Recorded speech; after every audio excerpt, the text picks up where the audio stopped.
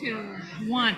And we're live! Welcome, welcome, welcome. Yes, so great to see everybody. Welcome to Top 20 Pitch Night for Summit VII. Oh, we've got a bit of an echo. Let's give that a moment. Give it 1 second. There we go. I think we're grabbing it now. That's better. Okay, welcome to Top 20 Pitch Night for Summit VII, the second investment summit for Manitoba, led and hosted by Startup TNT. It has been 38 weeks of TNT in Manitoba since I came into this role, but happy hours, I checked, have now been running in Manitoba for 1 full year. So we have come one trip around the sun, and we're very, very pleased about that. Yeah, thank you. They often say that the days go by slow and that the years go by fast. Well, in the build out of TNT in Manitoba, I can definitely say that every day has felt like lightning speed propelling this forward, and you're a big part of the reason why. So thank you very much. My name is Gloria Tom. I'm the Manitoba lead for Startup TNT. It is my pleasure to introduce to you someone you may already know and a frequent attender of Tech Thursday and Startup TNT Happy Hour, Mr. Adam Vitt, Business Development Manager from Economic Development Winnipeg. Thank you so much for agreeing to be my ride or die MC partner tonight. Hopefully not the latter part.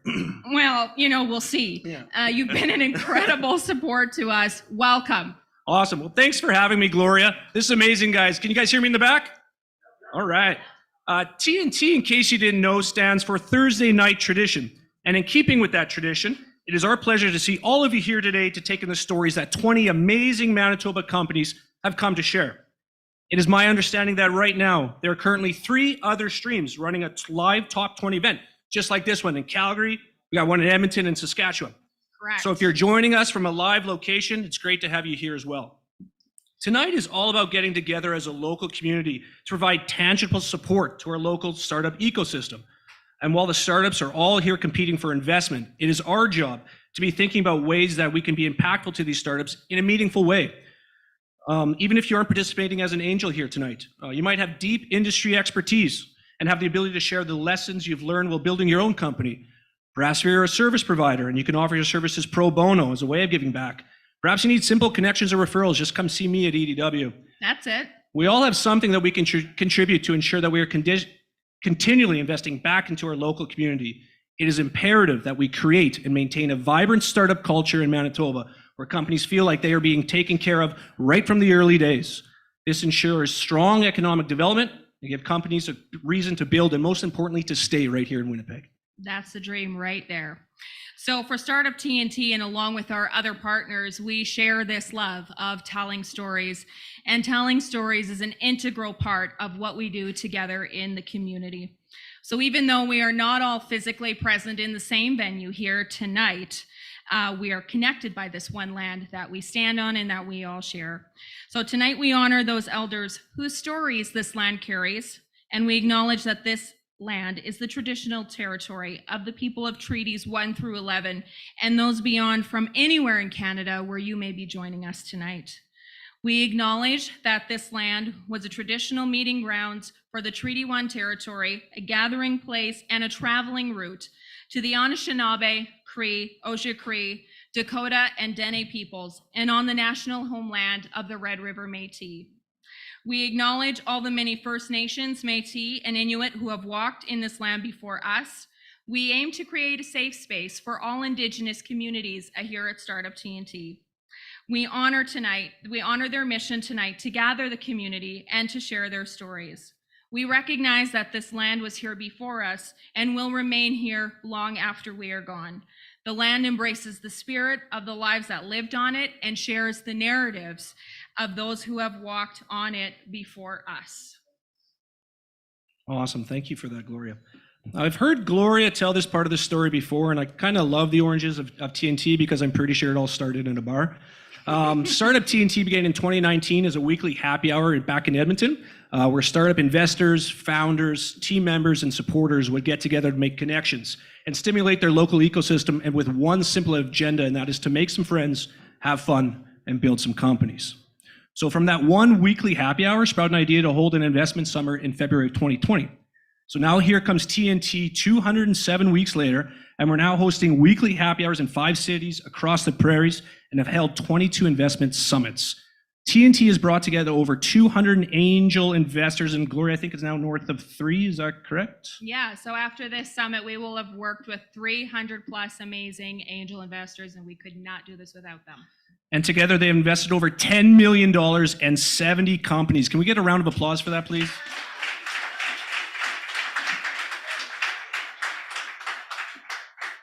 So we obviously cannot do this alone.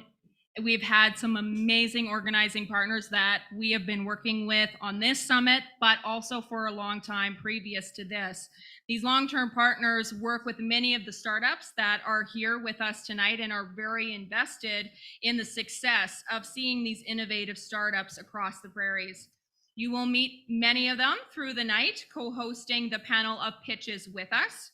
But I'd like to give a special shout out to some of the sponsors that are with us here, helping to ensure that we have a great night and making sure it all goes off without a hitch.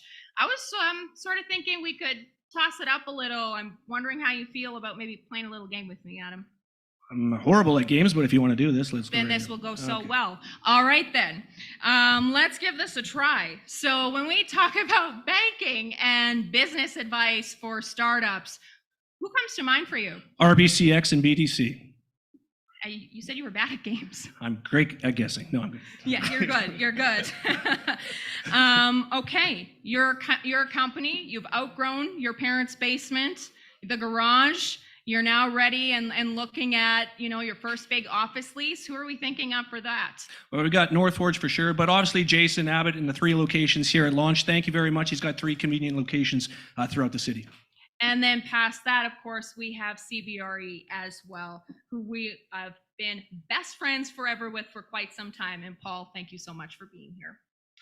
Okay, in that same vein, when we think of community orgs working with startups, and I say agriculture and AI, who do we think of? Emily. Okay, Community Sector Council for clean tech companies. The Diesel Association of Manitoba. Oh, that's not what I have. I think you. No, that's Jack Winram with me. There we go. Okay, very good. Thank you. Okay, and certainly none of this is possible without the financial support of our BFF sponsors alongside CBRE, and that is API. I recently had the pleasure of working with the Applied Pharmaceutical Innovation for our recent Life Sciences Summit just this past winter. And of course, our core federal funding partner, Prairies Can, they are literally the reason why people like me get to do what we love every single day and get paid to do it. So, you know what? I wonder if we should talk a little bit about why we invest in startups in the first place. And I have a couple of thoughts, but I'd like to kind of hear your thoughts as well, if that's okay. I got them right here. You got them right there. Okay, very nice. So why do we invest in startups? Beyond the fact that these young companies work incredibly hard to attract early stage capital, we know that more money is made by pioneering uncharted territory and really thinking outside the box. This is what startups really do well. We support local entrepreneurs who in turn support our local economy and bring investment right directly into our communities. Startups really need to know and understand that they have opportunity here at home to raise that very vital early stage capital. Are there any other kind of thoughts that come to mind for you, Adam? Cash is king and capital is paramount. Startups also need a lot more than money to be successful. They need introductions and connections to industry experts who can mentor and advise. They need opportunities to elevate their startups in their community and beyond. That's just through means of interviews or highlights on news articles or podcasts. They need a community of peers and supporters who can help them solve problems in real time, similar to what we've been doing at Startup TNT Happy Hours and Tech Thursdays. Come out to one, and chances are you'll meet people that can help with all above. TNT has broken open the VC model of investing and want to make it as accessible and as simple as they can for accredited investors to get involved. 100%. So if you have not attended one of these events before, you may be asking, how does all of this work? So angel investors from TNT pre-commit $5,000 that will go to the ultimate winner of the particular summit. And we're running multiple streams, as you heard, at the same time. So between now and the summit finale on June the 15th, these investors break into teams and undertake due diligence on the 20 companies that you will see pitching here tonight. Most of these companies have already had their first meeting or are scheduled for their first, so DD is well underway, and we are incredibly proud of each one of you for making it to this point. We know the hard work that really goes into that. Our DD process is facilitated by us, but truly powered by the group of angels around the table at every summit. Assessing and doing DD on 20 companies in 8 weeks is a really heavy lift. So without angels, that would be incredibly difficult to complete. Part of the magic of how we raise money at Startup TNT is that beyond that pre-committed $5,000 amount, as we get towards the end of our summit, we start to have conversations with our angels to say, are there any companies here that are really kind of interesting to you that you've got your eye on? Because while all of those pre-committed funds go into that syndicated pot to that ultimate winner, we also have investors putting money in what we call side deals. And we actually have 2 of our side deal winners with us tonight coming back at another chance to raise further funds. So Delphi and Typha, big welcome to you guys. Just a quick note, with the finale on June the 15th, we are going to be back here in this same place and at this same time where the decision for the ultimate winner in side deals will be made live and on site. So, top 20 pitch night. So you're probably saying to yourself, what the heck's happening here tonight? Well, TNT Manitoba has some amazing companies apply to this year's summit. We have over 18 angels around the investor table that have selected the top 20 startups that they want to see pitch night. To all of you today and to all of you online. Well, if that isn't enough, TNT is hosting after parties immediately after the pitches in 5 cities. That's in Calgary, Edmonton, Regina, Saskatchewan, right here in Winnipeg. You don't have to go anywhere. We'll be keeping the celebrations going right here at launch. Keg's full. I need a drink. The wine is chilled and the fridge is stocked. Gloria, can you tell us who's going to be pitching tonight? All right, so let's take a quick look here. You can see all the logos up on the screen behind me, and no need for me to read those out. We've got a fantastic representation of clean tech and ag tech verticals here. We've got hardware and energy. We've got logistics for freight, tech that has been built for end of life and legacy planning, and the list kind of goes on from there. So we'll give you a quick little rundown of what's going to happen here tonight. There's a saying, ABC, always be closing. Ours is a little different. ABP, always be pitching. And so pitches tonight are 3 minutes in length, and each company will have 2 minutes for Q&A by a pre-selected angel investor who's joining us in person here tonight. Companies, it is vitally important that you stick to that 3-minute mark. We need to keep this fair for everyone, and we want to make sure that investors have the opportunity to ask you the questions that they would like to. And when you go too far over time, it cuts into that opportunity for you. So please be mindful of that. You'll see Adam and I off to the left here. If our hand is going up like this, this means you're over your 3-minute mark and you probably want to start winding down. Okay, if you do go too far over, I will not rudely interrupt you, but I will gently verbally tell you it's probably time to close your pitch down. So let's work hard to kind of keep it to time. All right, and lastly, to you guys, the audience, it's your job to cheer on these amazing entrepreneurs. Even those specific investors are going to be running our Q&A. Please feel free to ask your questions and offers of help by speaking to the companies during the after party. It's our responsibility as a community to be thinking of tangible ways that we can provide support to these young companies as they work to make the most, sometimes out of the least amount of resources. Yeah. So showcase really at the end of the day of 20 companies who have worked incredibly hard to get here, and all of our comments and feedback need to reflect that with respect. So do you think that people are kind of bored of listening to you and me go back and forth? 100%. So do you think maybe we should start the pitches? Giddy up, let's go. What do you guys think? Should we get started with the pitches? Yeah? Okay. All right, so on deck for Q&A for our first batch of 4 companies, we have Trudy Martins, one of our returning female powerhouse angels, bringing 30 years of experience as a CPA working for Deloitte. Thrilled to have you back, Trudy. And I would also love to welcome our first co-host of the night, Paul Cornelsen, Vice President and Managing Director for CBRE in Advisory and Transaction Services. Paul, if you'd like to come forward and share a bit about CBRE and take it away. All right. Thanks, Paul. Thanks, Gloria and Adam. This is an exciting night. We were fortunate enough to be a part of this event last year, and it left a great impression on me. Walking out, just the business minds, the ambition that exists here within our very own city, and so. Looking forward to it again. If you may not have caught it in the intro, CBRE is a commercial real estate company. We are here to assist with all of your commercial real estate needs. But I think what we're going to hear tonight is not just what the companies do, but hopefully we also get to hear why they do it. And I think that's a good place for us to start. And so CBRE is a company that is inspired to grow people, businesses, and communities. And that's ultimately why we show up to work every day.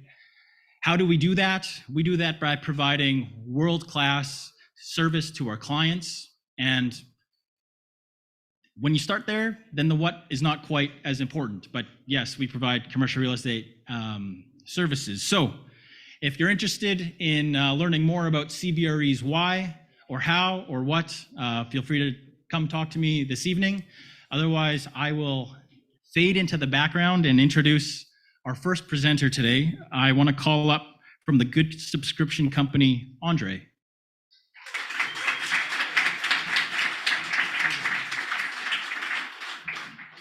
All right. Right away. Start pitching right away? All right. Okay. Well, I'll start by sharing 2 facts, one obvious and one not so obvious. The obvious fact is the longer a customer stays with a brand, the more money they spend, the more valuable their data becomes. That's obvious. They're happy, they're repeat customers, they're profitable. The surprising fact is that the world's largest consumer data companies, Google and Facebook, are only using your data to do one thing, and then that is to facilitate the very first transaction, that's to sell you a bunch of ads, instead of using that data to maximize your profit of the company, to maximize your customer lifetime value. And I think it's about time we use consumer data for good. My name is Andre, I'm the founder of the Good Subscription Agency, and we're an e-commerce platform, or Good Subscription Company now. We're an e-commerce platform which uses consumer data to build good, profitable, long-term customer relationships with AI-powered personalized shopping tools, AI-powered business assists and business aids like co-pilots to help you look at your own business data and understand your better product feedback, and as well as marketing insights to improve your marketing traction. Fundamentally, the market size for this thing is massive. On Shopify alone, just with our MVP, we're aiming at a $50 million market. The subscription space in e-commerce is about a $120 billion industry. And I mean, consumer data as a whole is over a $20 trillion annual industry. As far as getting started, obviously you have to start somewhere. Our MVP is a Shopify app. We actually submitted it for approval yesterday with Brendan. So we're super excited about that. This is obviously done in phases. We're first looking to build out this MVP and test it out on Shopify, grow outside of Shopify into our own e-commerce platform, and then into a whole retail platform. This is all grayed out checkboxes. There's checkboxes that are gray down the line.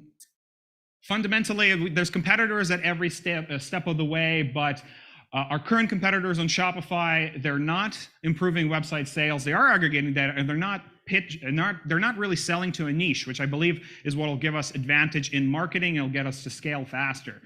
Obviously, we're a B2B SaaS company, and and our go-to-market strategy is co-promote on podcasts, on partner newsletters, co-launch ourselves as a partner with other tech partner apps.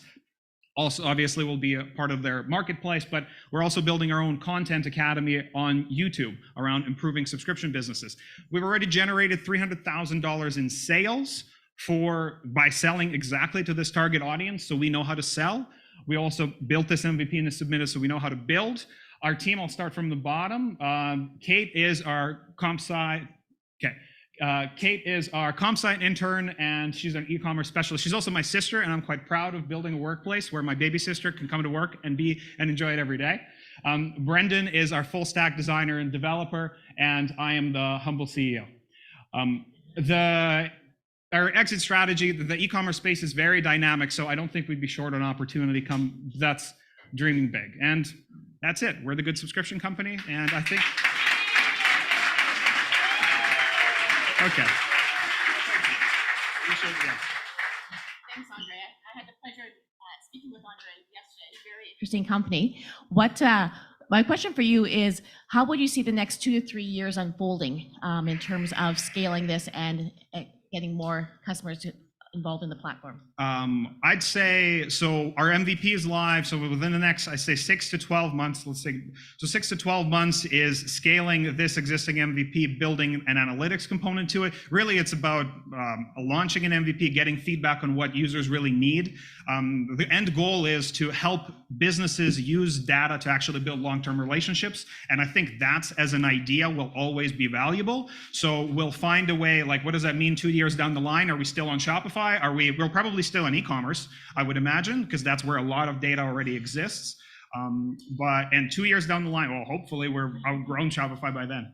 Great. Okay. Thank you very much. Oh, thank you.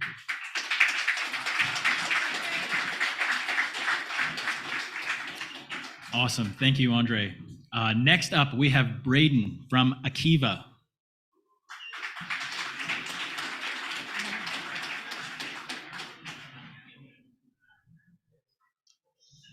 All right, my name is Braden Bernstein. I'm the founder of Akeeva. Akeeva is streamlining end-of-life planning and developing AI-powered memorial and grief support solutions for families.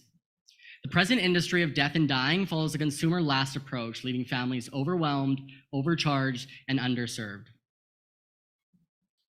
Oops. Tech can't solve death, but it can help with what comes after. And we believe we are right on time. The global pandemic accelerated trends to engage with end-of-life planning and force the older demographic to engage with online and digitized services. But more than that, the largest transfer of wealth in human history is going to be taking place over the next number of years due to the aging baby boomer population. And Akeeva intends on playing an integral role in helping facilitate this transfer with these providers.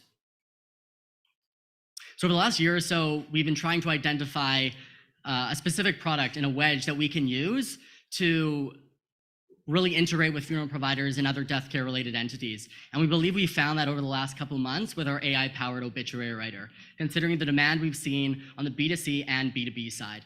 We now have partnerships with funeral providers across 6 provinces, and we're going to use the obit writer for inroads to present additional solutions and products to the partners that we have as we build out our portfolio of clients and partners. So the global death care services market expected to reach $153 billion by 2026, obviously a huge market, but we're going to be focusing on the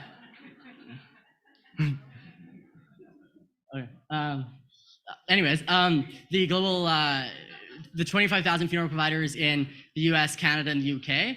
And then also on the B2C side, where we see huge potential there as well. We've seen market demand for the products through organic reach, SEO, online product directories. And according to the National Funeral Directors Association, 60% of global users are looking for and seeking guidance on ongoing grief support and obituary writing guidance. Massive market and validation for streamlined end-of-life solutions. But newfound AI capabilities are opening opportunities to further streamline what has been an antiquated and fragmented market to date and experience for families. So as mentioned, we've partnered now with funeral providers across 6 provinces. We're aiming to partner with 40 providers by the end of summer. And on a 5-year time horizon, we really want to be the go-to end-of-life resource through Akeeva planning tools, grief support solutions, and interactive resources. So our tech lead, Pedro Duarte, has 10+ years of technical leadership experience many of which were a CEO. And then for me personally, I previously led a design tech startup called GeoFilter Studio, from development to acquisition as COO. We're raising a pre-seed of $300,000. This will enable us to round out our team, accelerate and enhance product development, and build out our partnerships network. Thank you so much.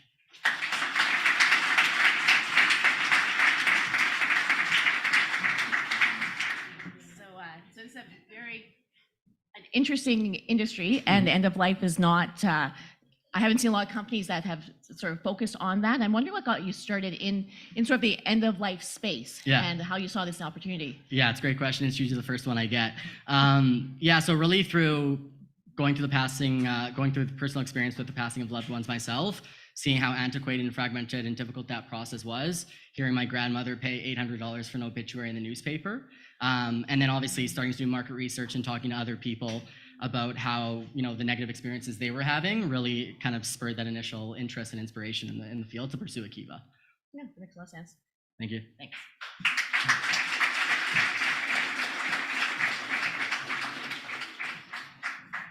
Thank you, Braden. Next, we have Matthew from PolySense Solutions.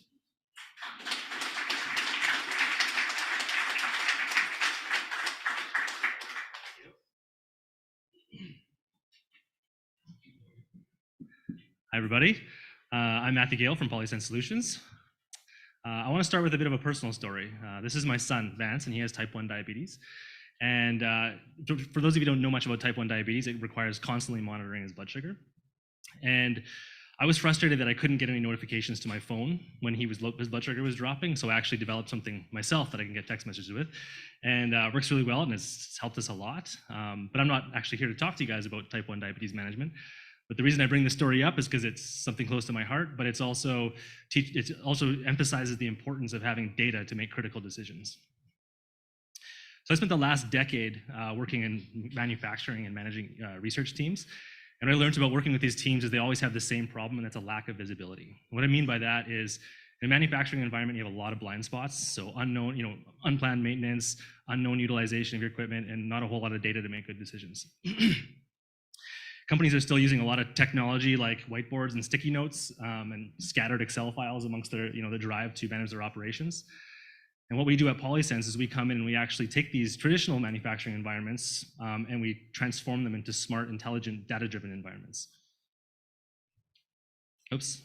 So what that looks like is our clients can actually view their facility, the health of their facility, from anywhere in the world. So they can take a look at a machine they own, they can see how many hours it's used a week, what it's contributing to their electrical bill, popular days of the week that it's used, times of days. They can get notifications on their phone if a piece of equipment is breaking down or is performing abnormally.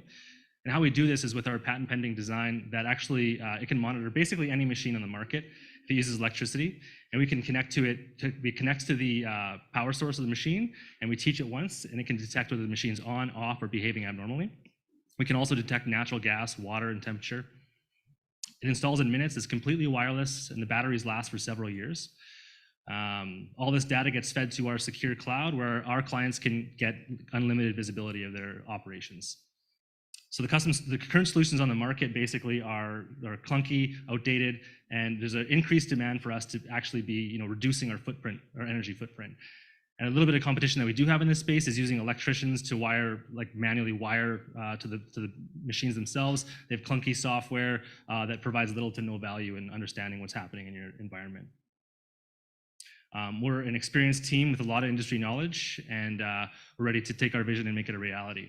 We have $70,000 in revenue to date.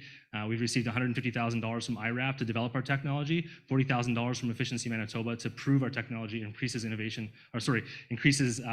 efficiencies in facilities. Our revenue model is we charge for hardware and then a monthly subscription. I'm wrapping up here. And then we have we're attacking the markets we know well first, and then going into the other markets after. Main go-to-market strategy is attending as many conferences as possible. We hope to have $1 million in sales and 100 customers by end of 2024. We've raised $400,000 in capital so far. We're looking to raise another 400. And we have, we're going to use that money to retain skilled staff and get still more skilled staff and capture the market. That's it. Thank you. Sorry. Hey, good to see you again. See you. Thanks, Matt. I've always been really impressed with PolySense and sort of the technology behind your company. And I'm wondering if you can tell us a little bit more about the team that you've assembled and why you think the team that you have is the one that can really break into this market and create a successful company. Sure. Yeah, like I said, I spent the last my entire professional career working in manufacturing and experiencing these problems. And if I would have had this solution in my career, it would have made my life a lot easier. And I have a really talented group of engineers and computer scientists working with me to turn our applications and our hardware into something that's it's turning into something really useful. And yeah, really talented group. Great. Thank you. Thanks.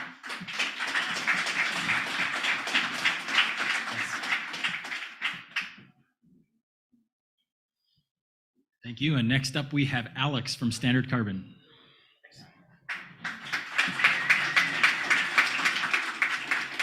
Wow, what a crowd. Thank you so much, guys. My name is Alex Stewart. I'm president and co-founder of Standard Carbon and Carbon Block. I'm a 15-year entrepreneur, and this is my third startup. So we are Standard Carbon and Carbon Block, and we give you complete confidence on the impact of carbon across your entire business line. And that's critical, and not from a woke culture war point of view, but from a business risk and finance point of view, and I'll explain why.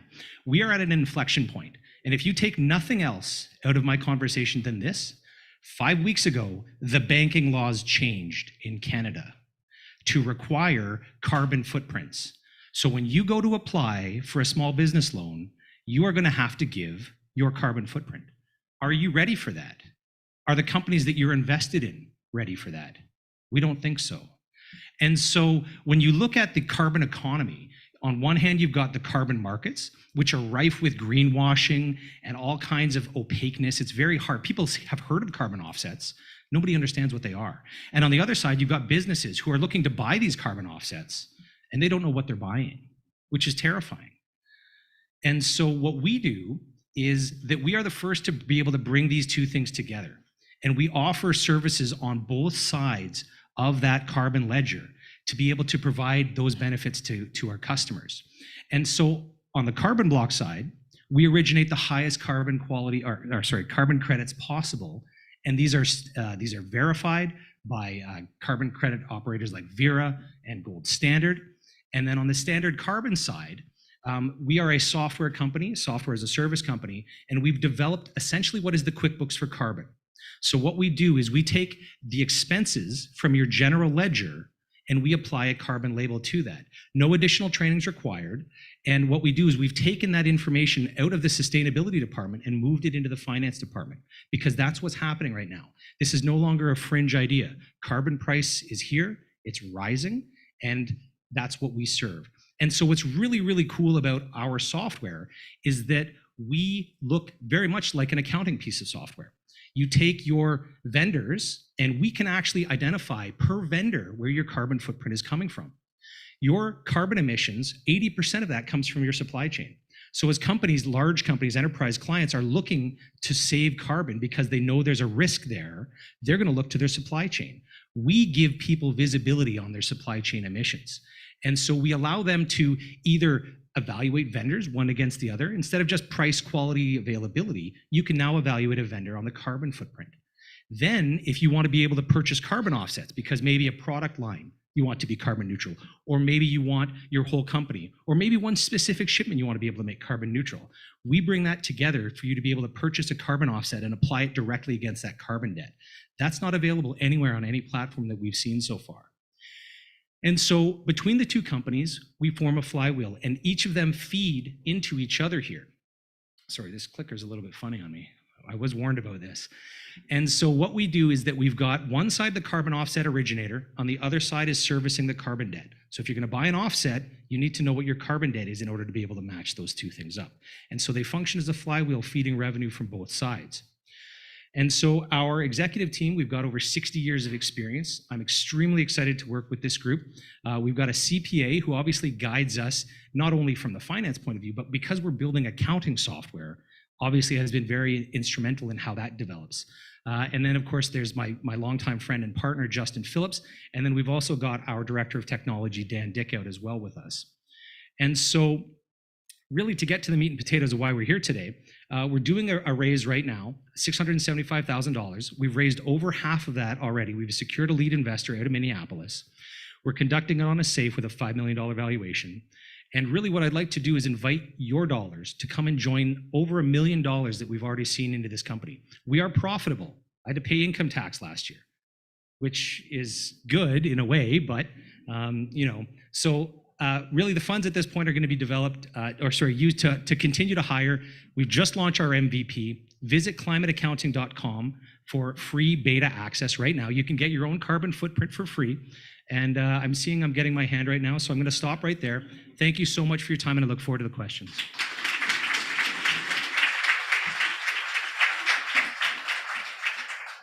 This is very interesting, and I'm a CPA myself, so sort of the concept of housing it in finance and accounting and sort of being just an add-on to a QuickBooks kind of thing and that type, think of it like that is actually a really interesting way to look at it. What I'm wondering is if you can give us a little bit more background sort of on yourself and how you got into the carbon industry and why you find it so exciting. Sure. So we started out in wind, and we took that to Dragon's Den. So that was a really interesting experience. And then we shifted from there into solar, and then kind of said, look, you know what? A lot of this is construction, physical, tangible. SaaS is scalable. SaaS is infinitely scalable. And suddenly you encounter something where every single company needs it. And if we do this right, this is going to move the needle on the climate issue so that when I look at my kids, I can say, yeah, I'm doing something. Thank you so much.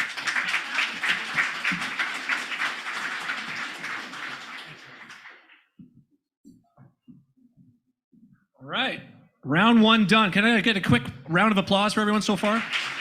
Woo! All right, on to round two. On deck for the Q&A, we have Matt Wilkinson joining us in from Saskatchewan.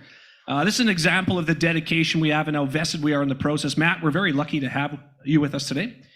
And then it's my absolute pleasure to introduce our second co-host of the night, Mr. Adam Haig, VP of Banking at RBCX. A big reason why TNT gets to do what they love to do every day is because of Adam at RBCX. Adam has the unique vantage point of being a longtime entrepreneur prior to his career in banking. Adam, what do you think of the event so far? It's been great so far, just like every startup TNT event I've been to. Awesome. Well, why don't you tell us some of the great things RBCX is doing, and then we'll get going with the pitches. Sure, great. Thank you, Adam. So I'm sure everyone's heard of RBC, but in case you are unfamiliar with RBCX, sorry, this one might be a little better. In case you're unfamiliar with RBCX, what we are is the bank's effort to support the tech community. And we've put a lot of effort and resources into doing that differently than other banks. So whether that's giving you capital, or making an introduction to a subject matter expert, or just helping you out any way we can, we want to be there to help. So if you're a tech company and you're looking for capital or looking for anything, please come and talk to me. But enough about me, let's get back to the pitches. I'm very happy to introduce my first company. Can I call up FasTab with Zech and Carson?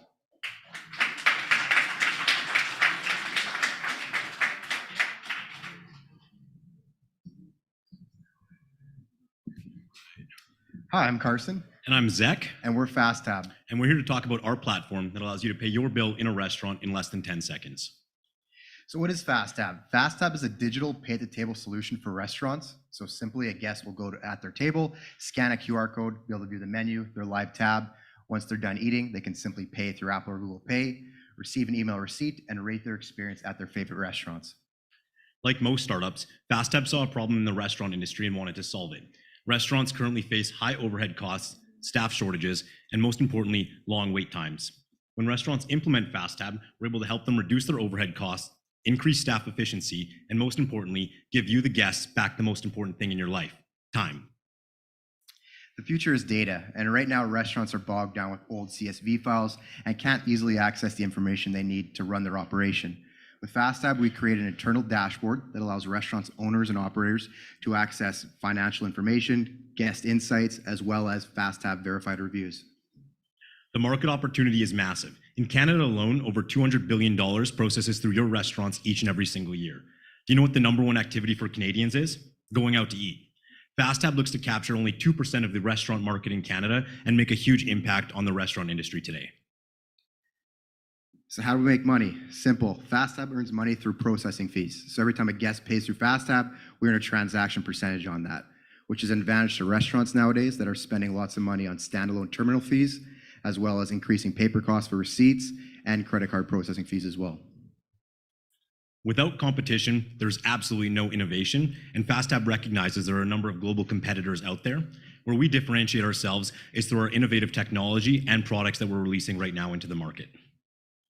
Yeah, so we launched in November of 2022. Since now, we have over 35 locations, as well as our goal by the end of this year is to be in 100 locations in multiple Canadian cities. Some major milestones we've reached so far is thousands of unique FasTab transactions through our platform. Some pretty cool stats. Servers are earning 30% higher tips when guests choose to pay through FasTab, as well as the average guest check is $14 higher through FasTab than traditional payment methods. To date, FasTab has raised $600,000, and we're coming back for round 2 to raise another $600,000 at a valuation of $3 million. As of today, we've actually closed 80% of the round, and we're coming to TNT to try and finish that round in the next few weeks. We believe with the team that we've put together, the advisors behind us, and the support that we have, we'll really be able to make an impact within the restaurant industry and change Canadians' lives forever. Yeah, that's it.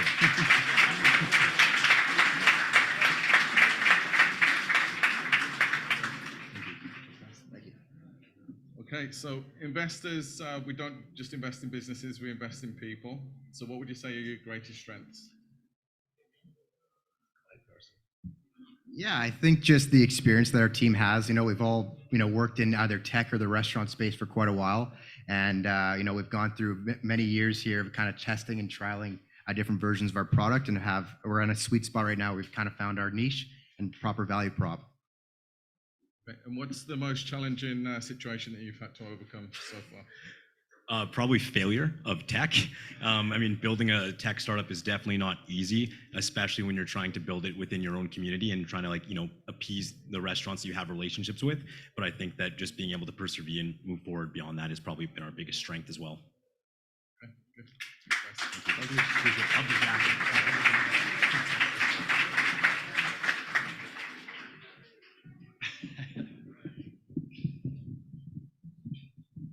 Thank you, Gloria. All right, thanks, guys. That's great. There's nothing worse than being in a restaurant when your kids are misbehaving and you're waiting for the check. So anything you can do to reduce that time would be much appreciated. Moving on, I'd like to introduce Carbon Lock and Kevin Danner. Please come up.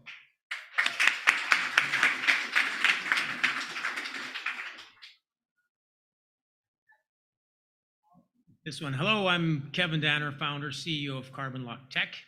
And our company pulls carbon out of the atmosphere and we lock it away for the long term. And we do that through organic waste. Organic waste is a major problem, as is this clicker.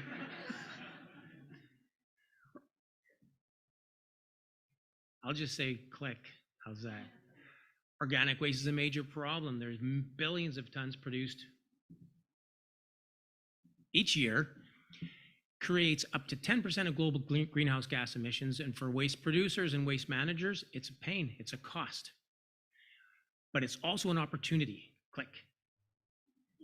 It's an opportunity because organic waste is captured carbon. It's carbon that was in the atmosphere, pulled down by plants, put into food, fruit, seeds, branches, ends up in our economy, ends up in our homes, ends up in our garbage. And then it ends up in the landfill. But it doesn't have to, because we can capture that carbon, we can convert it into biocarbon, and we have markets for this. Our business plan is simple. We generate revenue on the front end by accepting the organic waste. 35 million tons of organic waste in Canada alone each year. We convert it into specialized biocarbon for applications in agriculture, green infrastructure, sustainable construction, and advanced materials. And we can also generate a carbon credit, Alex, by sequestering the carbon, generate a carbon credit. The markets for carbon offset right now is just growing tremendously. The potential is huge. These numbers are Canada, 35 million tons. In the US, it's 350 million tons. Globally, billions of tons of organic waste produce billions of tons of biocarbon and create billions of tons of carbon offset credits. Next slide. How are we going to scale up? Over the next 3-4 years, we're going to build a plant here in Winnipeg that's going to be able to take 100,000 tons of organic waste, convert it into 20,000 tons of biocarbon, and produce 50,000 tons of carbon credits. That's about a quarter of what Brady Road takes in every year. Next slide.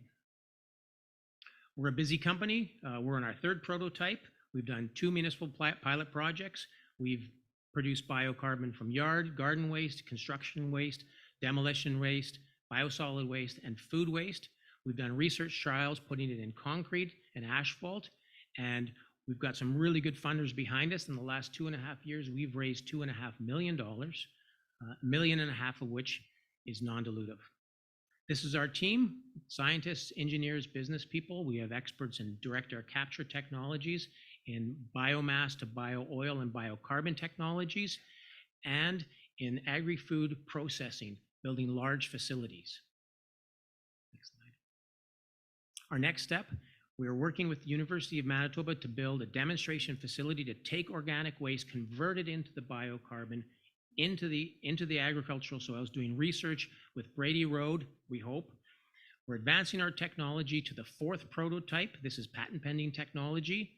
We're working with Assiniboine College, Agriculture Canada, and we've had early discussions with Lafarge to get it into cement, and we're developing our carbon removal credit strategy.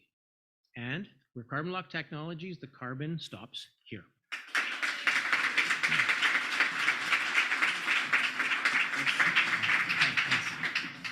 So you talked about the next steps. What's Yes. your main goal for the next year? The main goal for the next year is to build a demonstration facility to go to the 4th level of our prototype technology and be able to process 5,000 tons of organic waste into 1,000 tons of biocarbon and generate the offsets and sell them in the international markets. Sounds great. Okay, thank you.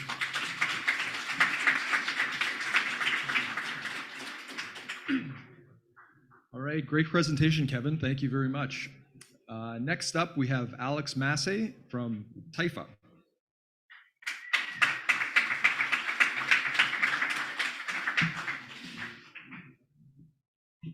Am I good to go? Yeah. As mentioned, my name is Alex Massey. I'm the founder of Typha Co. Lake Winnipeg is the 10th largest freshwater lake on the planet, but it's also considered one of the most polluted. Agricultural runoff enters the lake and causes toxic algal blooms. One of the reasons for all this runoff is linked to increased flooding. The image on the right here depicts my beginning. It is one of my family and I when we almost lost our home to the flood of the century. Another flood of this magnitude could tip over the scale, and the lake's health might not be able to recover. We are capturing agricultural runoff entering the lake by harvesting cattails. We then upcycle these nutrients into horticulture products by transforming the biomass into flower pots and gardening amendments and sold as growing media. Our first product will be released this spring. Will be cost competitive with available products in the Prairies. The cost of goods sold for a bag is $6.60. Apart from being cost competitive, we will also differentiate on the basis of creating positive ecosystem benefits and supplying nutrient-rich products. The cost of goods sold for a 4-inch flower pot is 4 cents. Canada's growing media market and flower pot market is valued at 236 and 680 million. Globally, there's a huge market gap for sustainable organic growing media. PMOS is a non-renewable resource that further accelerates climate change. There's also a dwindling supply in Canada, and countries in Europe are banning it. Coca-Cola is a waste product imported overseas and performs poorly against Typha. At this stage, we've partnered with Strategic System Engineering to provide us engineering support in terms of harvesting and monitoring through SSC, through Earth Daily's GIS mapping. SSC also builds constructed wetland for water retention and treatment, which can be drained in fall, providing accessible biomass with standard machinery. In the short term, we're selling our gardening amendment, or flower pots, potting mixes, and growing media. By the midterm, we're expanding to seed pods and eventually accessing broader B2B eco-packaging markets, all of which can be further subsidized with carbon and water trading quality networks. On the B2B end, we're selling through wholesalers. There's two major Canadian wholesalers that have a combined retail stores of 1,700. And on the B2C end, we're fostering subscription as a service with 2 indoor growing systems and selling on our website. At this stage, we've developed functional prototypes, validated proof of concepts, and fostered relationships with desired research bodies and manufacturers. Our multidisciplinary team is well equipped for the task. And our board of advisors will help us navigate critical decisions and avoid pitfalls. We anticipate a gross profit of $800,000 in our year 1 and $2 million in year 3. We are seeking $279,000, which will be invested in the above manner, in exchange for nearly 9% of our company. We anticipate leveraging an additional $500,000 of funds through provincial and federal sources. We're also seeking mentorship in terms of managing relationships with multinational corporations, mainly PMOS companies, and creating a harvester co-op network. Thank you.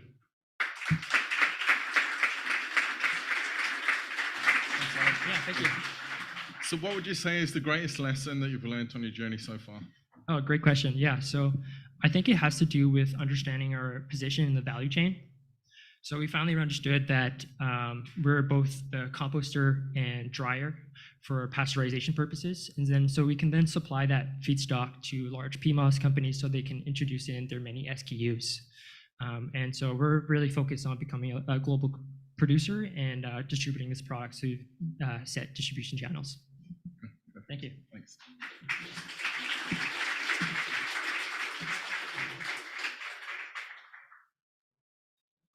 Great, thank you, Alex. Next up, I'd like to call James Warren from Karve IT.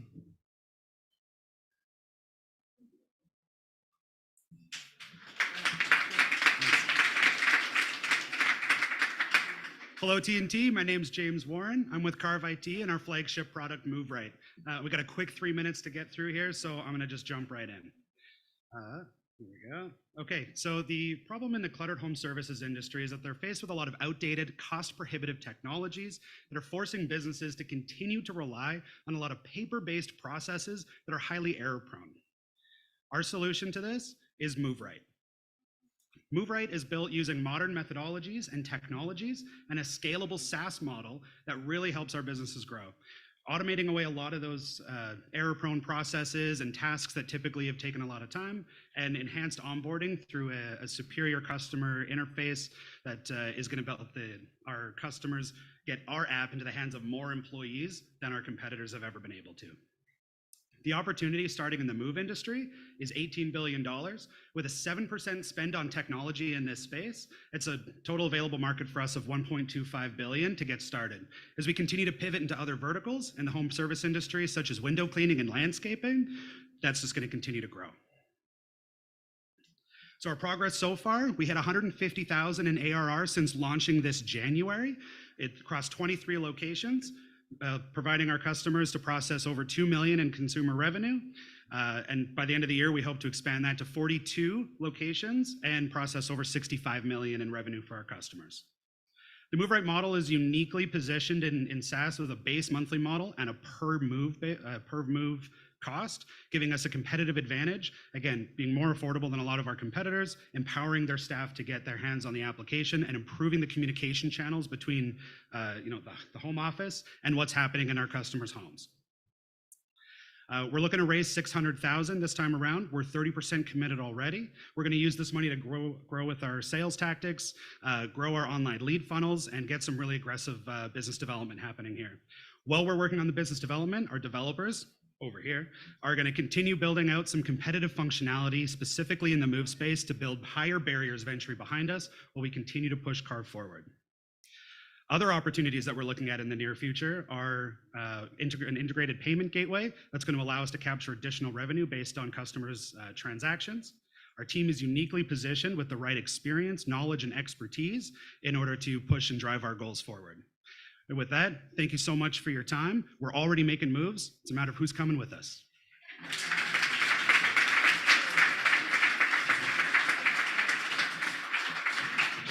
Thanks so much. So I'd just like to know what's the most enjoyable part of your journey so far? the most enjoyable part of my journey so far has been working with such an incredible team that have been allowed me to empower them and them to empower myself and to build some truly innovative solutions that have proven to help our customers over the last few months. So it's all about the team. It's been cool. Thanks very much.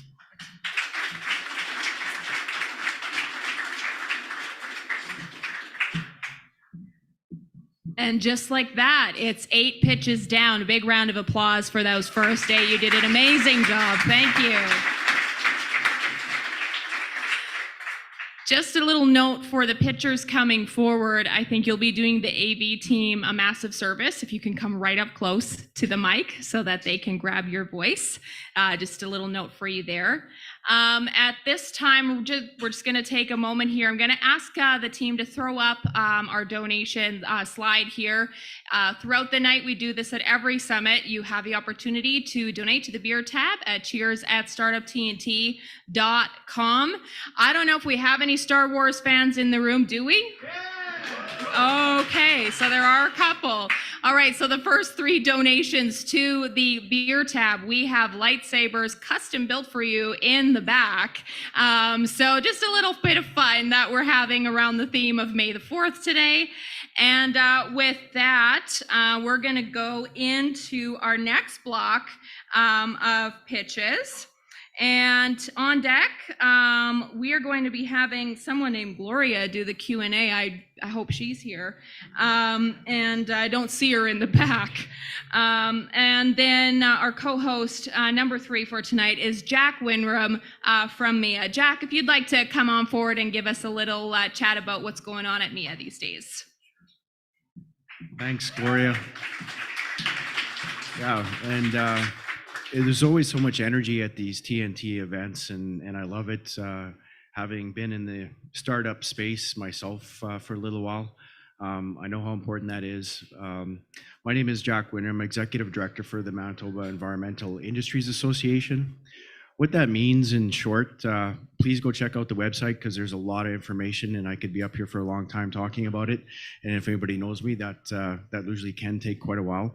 But if I could imprint you on 2 things. One is that we are the sector council for clean tech. What that means is we provide workforce development, education, awareness, engagement for the clean tech sector. And that's what it says on paper, but what I like to say is that we're part of the ecosystem here in Manitoba that supports startup companies, especially in the clean tech sector.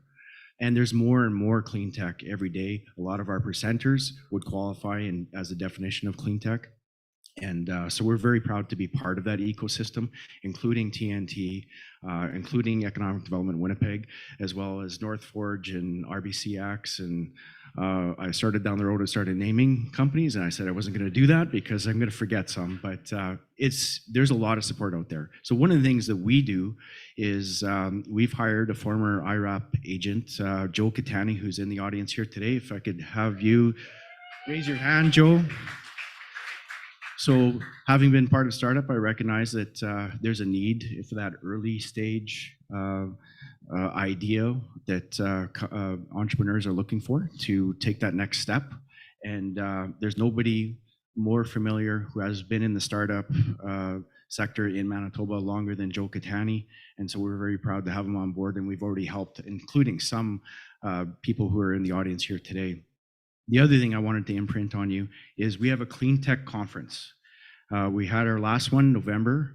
It was very successful. It had 600 people. We had 40 trade booths. We had a Green Dragon's Lair competition. A couple of those contestants are in the audience today. In fact, a couple of our grand prize winners are in the audience today, including the last one, which was a $10,000 grand prize. And so we're hoping to increase that for next year. So this year, that is November 22nd, we have Arlene Dickinson as our keynote speaker. If you don't know who that is, then sorry, that's a tough. I think this crowd knows who that is. So yeah, with that, I'm going to get right to it and introduce our first founder. We have Boyd from CultivateCI. And I believe, Boyd, the C is for carbon and the I is for intensity. Is that correct? Okay, right on. Looking forward to it. Hi, everyone. My name is Boyd Coldingness, and I'm the CEO here with CultivateCI. So I'm going to go a little bit off script and not read a whole bunch of words that are on a slide here. In my previous life, I was Executive Vice President of Global Sales with a publicly traded company. And so I got to deal with the Walmarts and the Kellogg's and the Gates Foundations and talk to them about carbon, about their ESG footprint and what they wanted to do. And what became very apparent was that carbon offsets and credits are flawed in agriculture. So being able to go back 10 years and apply a mathematical equation and generate a financial transaction for something today didn't quite compute. And then being able to do something that happened 10 years ago and be able to apply it against your environmental footprint also didn't compute. So sitting there with the Walmarts, what they said was, look, how can we incentivize our value chain? How can we help our CPG companies, their buyers and their growers source better and higher carbon intensity grain? So currently there is no standardized or consistent approach to measuring or reporting and validating the carbon footprint on farm from barn to table. What we have is the only low carbon certification in the industry with the ability to meet any regulatory or certification standards. We do have patents pending right now that we are the only company that's now able to take multiple data points and turn that into a CI score, meaning anyone else who tries to do that can only do it from one data set. So it does provide a very nice licensing revenue platform for us. So I'm going to talk a little bit about our customers. So we have producers, we have grain buyers, and we have CPG companies and financial institutions. For producers, low carbon grain programs compensate them for achieving lower carbon intensity scores. So you're going to see low carbon barley, low carbon canola programs come out with the G3s and the Southwest terminals this year. For buyers, it's the ability to sell that low carbon grain at a premium. So corn currently trades at $190, and the CPG companies or the grain buyers are selling that for $200 into the channel. For the CPG companies, it allows them to market and sell low carbon products and the ability to demonstrate the fully traceable and certification pieces that go along with it due to the blockchain technology that we use. So our operating model is three sources. We're on farm. We have the low carbon certification for CPG companies, and we have specialty scoring from folks like the BSFs and the DuPonts and anyone who contributes to that value chain. I won't get into our total addressable market, but in the competition side, we've got BMO, Radical, we've got Regrow. With CultivateCI, we have the distinct ability to measure true on-farm emissions. So we measure the actual amount of CO2 emitted to grow that per ton of crop. We can trace that back to a per farm, per field, or per bushel level. We have the highest degree of accuracy. We're able to have completely verifiable scores, and we're API driven, meaning growers don't want to fill out another CRM platform or any type of data platform. We API into John Deere, into the AECOs, into all the OEM manufacturers. We have accounting softwares, and we have the precision ag groups. So the industry adoption, which I'm very excited to announce here today, is we have a partnership with one of the big 6 banks here in Canada. So we're going to be launching a large Western Canadian trial for 2023, expanding to their entire portfolio of 20,000 growers by 2025. We have an MOU today, as of today, with the largest co-op one of the largest co-ops in the US for 1,500 growers in 2023, going to full scale of 10,000 in 2024. And that's at $1,000 per farm. And so today I'm very excited to announce the first ever carbon intensity scored trainload of grain that's destined for export. And that is the first time in agriculture history that that's going to happen. So it's pretty cool to be able to do that. Our financial ask is $2.5 million for the use of proceeds over the next 24 months. And you can see we can get into the breakdown at a later time or any questions on that, but we do have it broken down. The nice part is all of this is revenue bearing, meaning the contract that came in today was for at least $3 million US per year, and that grows to over 10 in year 2. So we're extremely excited about that.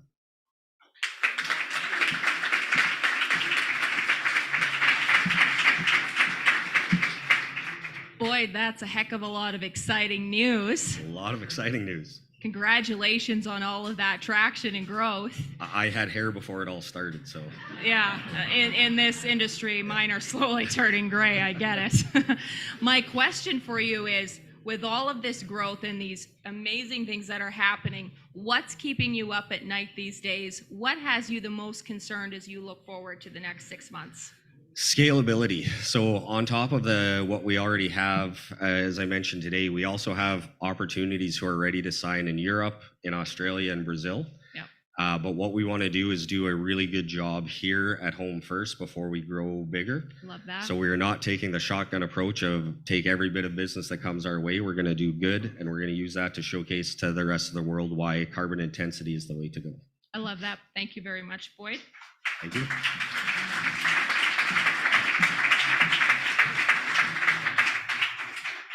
Okay, our next founder is Darley from Delphi Technology. It's said in the description that their IT tech play here will unleash your return on investment. So you have 3 minutes to unleash.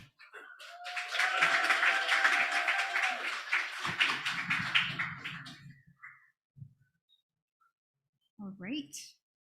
Hello, my name is Darley Valencia, and I'm part of the founding team representing Delphi Technology Corp, which is founded by Michael Bogars and Alan Tay, who is a serial entrepreneur. Now, on Alan's third startup,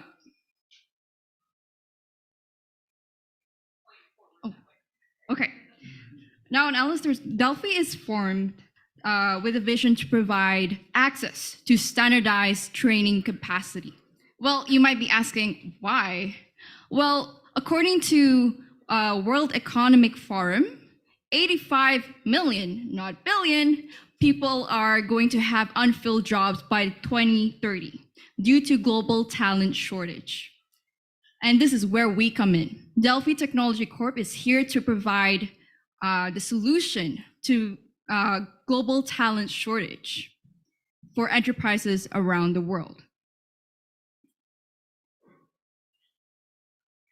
So we have enterprise clients such as Boeing, DJI Drone Academy Canada, and ST Engineering in Singapore, where we actually help them build their current workforce to be more efficient and more faster than ever before.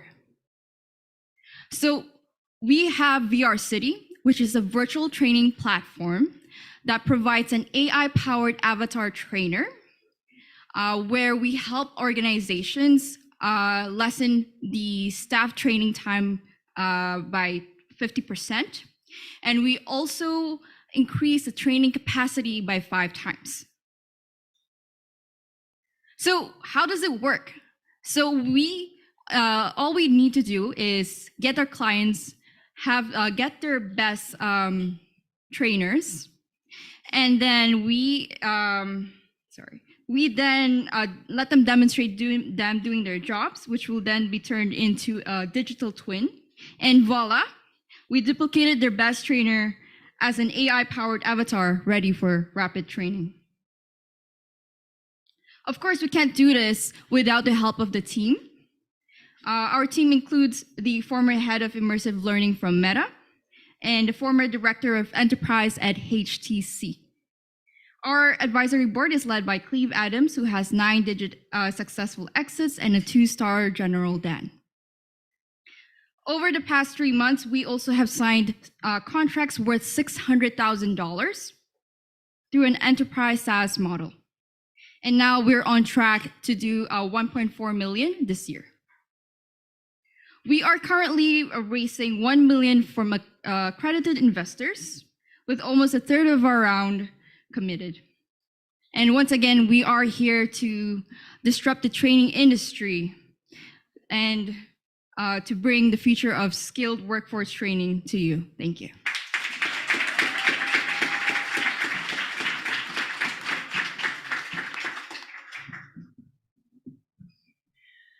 So, Alan, I'll direct my question towards you. Thank you for that pitch, Darley. That was fantastic. You were a side deal winner for us in Summit I. Yep. Between then and now, what would you say has been your greatest accomplishment? And if you can come closer to the mic, please. Well, since that time until now, look at me. I put on 30 pounds.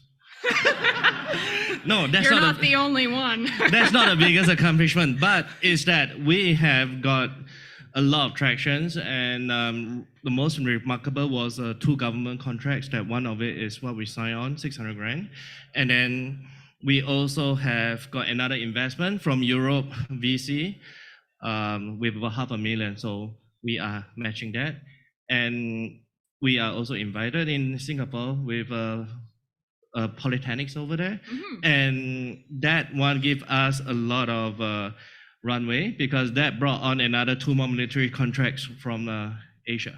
Congratulations. Thank you.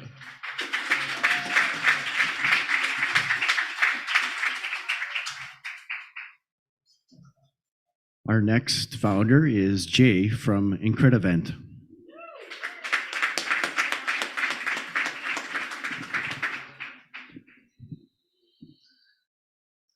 All right, what's up? My name is Jay, and I am the founder of a SaaS platform called INCREDEVENT, which is event ticketing and event management, and I love Star Wars.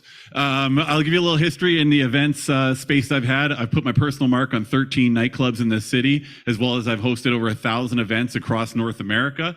And I do so with an awesome team. And this is what they look like when they're around the office. I'm not going to spend too much time on it, but they are the backbone of this company, and I love them dearly.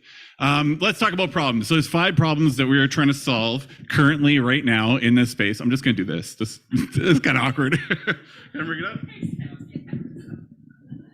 There we go. All right. Okay, so dealing with 5 problems we're trying to solve or have solved currently. So the enterprise format, I'm sure you guys have all seen it. You go to a website, you see the features, you're like, yes, I need this in my life. You go to the pricing page and you get must require enterprise pricing. And you're like, oh, okay, I can't afford this, right? This is what happens in our industry, and it creates an imbalance. So the live nations have an endless amount of resources from companies like Ticketmaster and Eventbrite, and the smaller planners, around 10,000 or less people, they get left out in the cold. There's also a lack of innovation in the business. In 1993, the first event was admitted with a QR code. It is 2023, and we're still using crappy QR codes to get people into events.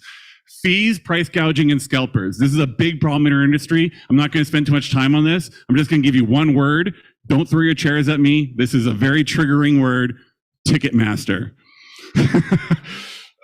Next up, we have a VIP and guest list product, but I ran nightclubs. I have friends that run nightclubs all over North America, and every conversation we have is, why in the hell do we have to use this crappy software to run our VIP? And lastly, companies like Facebook, Twitter, they all look at events like competitions, so they limit the amount of reach, the amount of push, the amount of resource you get to be able to put out a great event.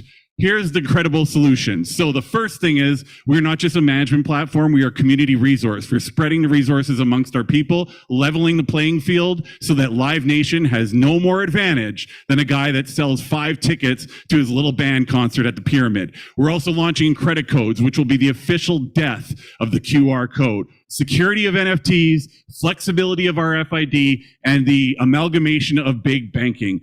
We also do not allow scalpers. You cannot price gouge on our platform, and we have a fair fee structure that never goes above 10% for our planners. Our VIP dashboard, I was a VIP operations manager for several venues. I work with VIP operations teams. We know what we're doing, we built it, and everybody that's seen the beta loves it. And our end game is to be a social network, completely about music and events to give planners the reach that they deserve. Our traction, we've been asked to pitch and to exhibit at Collision 2023, all comped. Love that. We're very proud of that. We also have Warrior Studios, which is the largest virtual studio in the world as a client. We were a Dragon's Den Golden Ticket winner. We had our first reserve seating event actually recently, smash success. Our data room is ready. So if you're an investor, I'm ready to take your money and turn it into more. I'll finish off with our financials. We did an average of $55,000 a month amortized in 2022, with our most successful month being January of this year. And by the way, $0 advertising spend. This is all just word of mouth. War contract that we just started is good for over 1 million tickets by the end of 2024. And I just got an email from the president saying, boost that number up. So yay. We do have a burn rate currently because we are working through our development spree. But when our development spree is done, we will have 92% margins on every sale minimum. We've made over $1 million of revenue since 2020, and we're still in beta. We did that in a pandemic on an event company. That's what's up. That is called momentum. And thank you very much. And may the 4th be with you.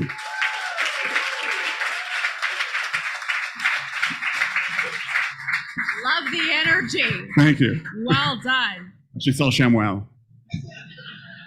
I bet you could sell almost anything. Oh, well, thank you. I appreciate think you that. could. Thank you. My question for you today is, how much money are you raising in this round, and what are you wanting to use that money for? Okay, so I put it at a range. So I say 250,000 to 3 million. The reason I put it at that range is I can work with your 250,000. I can get us to $110 million by 2027. However, you give me 3 million, that's going to happen a lot faster. So I'm saying that's our range. And what are you planning to use the money for? Mainly, we really have never done sales.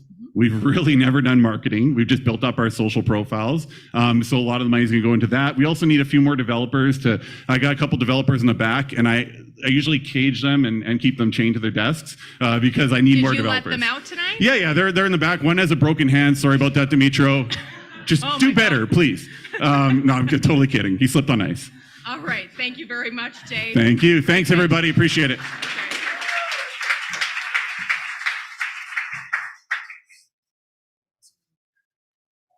This mic's better for me, for my height. Our next founder is Daniel from Evotrux.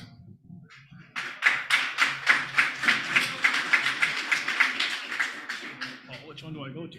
I'll go to this one. Hi, everybody. Come on, this remote. Side. My name is Daniel Santos. I'm the CEO and founder of Evotrux. This is my team. Together, we have over 40 years of logistics industry experience and 14 years of working in and running startups. The problem we're solving is that businesses are suffering from overwhelmed logistics teams. They're managing hundreds of phone calls and emails every day. They have to use multiple websites and systems to do their job, and they're tasked with not just understanding, but trying to predict volatile freight rates. Now, all of this is very manual, which creates a stressful and unorganized environment. And the result is that businesses usually do one or two things. They rely on a really small network of carriers, usually 1 or 2 trucking companies, which means they have limited access to truck capacity when they need it, and they can't benchmark their pricing, so they never know if they're paying too much. The second thing they do is they rely on freight brokers. Now, freight brokers are expensive, not very transparent, and because of their business model, they tend to offer pretty poor service. And obviously, all of that is pretty bad for business. So the solution is Evotrux, and we are the all-in-one platform for shippers. This is really delayed. With Evotrux, shippers can find, vet, book, track, and communicate with carriers all in one place, all online, no more phone calls or emails. At a high level, this is how it works. Shippers post a shipment on the platform. They receive quotes from carriers eager to win their business. They review the quotes and book the truck they like best. Once they book the truck, we put them in direct communication through live chat, and after the load is delivered, they review that carrier based on the experience they had with them. And the result is that our customers are able to secure the best combination of price and service every time with very minimal effort. We're really excited about the activity that's happening on the platform right now. The number of quotes being received per shipment is growing rapidly, and because of that, the percentage of loads that are getting booked on the platform is also growing rapidly. So our customers are receiving increasing value from the platform on a daily basis right now, and actually today was our best day. These are just some of the customers you'll find on Evotrux today. There's hundreds more. We're playing in a huge market. Trucking revenues within Canada and the US are expected to grow to over $1.2 trillion by 2026. And in 2020, a survey found that 45% of shippers had used the digital platform at least once to try and find a truck. I think it's fair to say that by 2026, it's probably going to be 100%, or at least very close to it. So we're in a huge, growing market that's at the point of digital adoption, in the right place at the right time. Our business model is SaaS. We charge subscriptions to be part of our network, not commissions or transaction fees. We're building add-on services like data tools that we'll monetize, and we generate commissions from third-party services like invoice factoring. And with your investment, we will ramp up marketing to drive significantly more people into the platform, add 1 to 2 developers to our team, and look to surpass break-even by the end of this year. I'm Daniel Santos. Thank you very much for your time.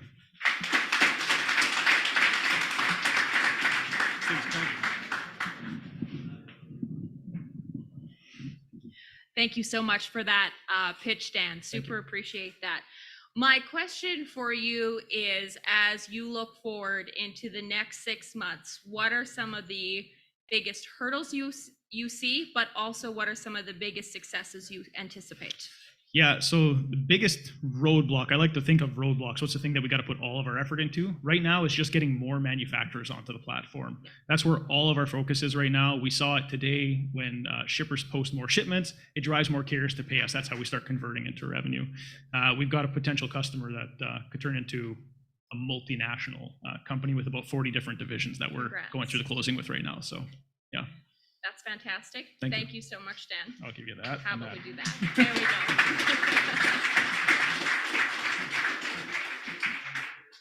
All right. Can we get a round of applause for round 3 for all the presenters, please? Just put on the bar tab. The bar tab slide? Yeah. Okay. And with that, that brings us to the halfway mark of the night. We're going to take a 15-minute break. Remember, never too late to donate to the bar tab tonight. You can do it right at the after party. Or you can do it ahead of time. You can e-transfer your donations to cheers@startuptnt.com. Once again, e-transfer at cheers@startuptnt.com. Grab a drink. We'll see you guys back here in 15. And there's food in the back.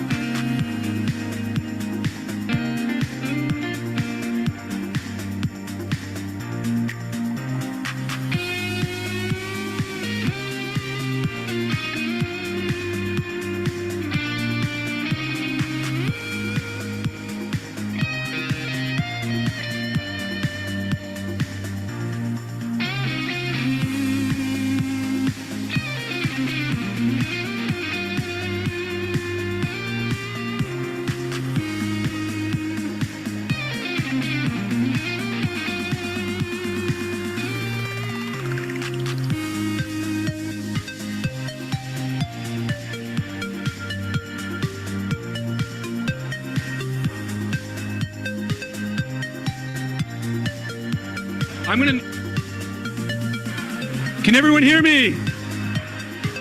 We can slowly start getting back to our seats. Grab your last drink. Slowly start wrapping it up. Come on. It's like herding cattle here.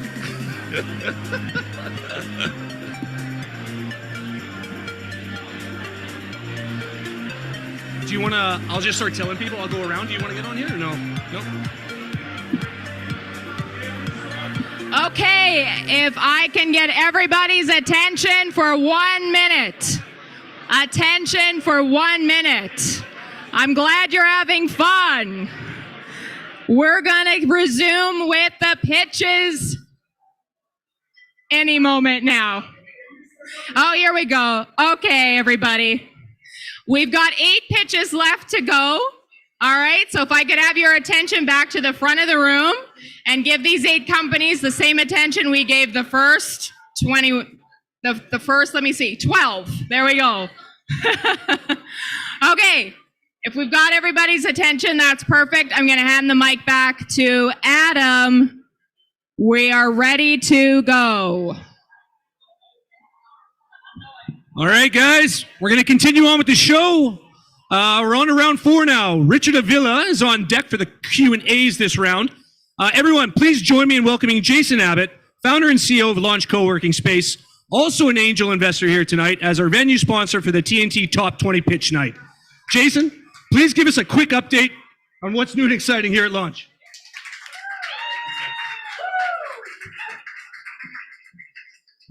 Thanks, Gloria. Thanks, Adam, for the introduction. And thanks again for Startup TNT for working with Launch to host what is the most lively Startup TNT that I've seen so far. So this is awesome. We saw an awesome first half stack of entrepreneurs and companies. I think it's one of the best stacks that I've seen so far. So real quick, I got a quick question for everyone in the room. Who's been to a launch before? A quick show of hands. Who hasn't been to a launch before? For all of you that haven't been here, I welcome you. This is a home for entrepreneurs. This is a home for over 380 members from all different walks of life, from startup to enterprise organizations, from chef to lawyer and everything in between. We are here for you. We have a network of 3 locations that you can access at any time, 24/7. And we're also here as a great event host partner. Now, before I introduce our next entrepreneur, are they ready?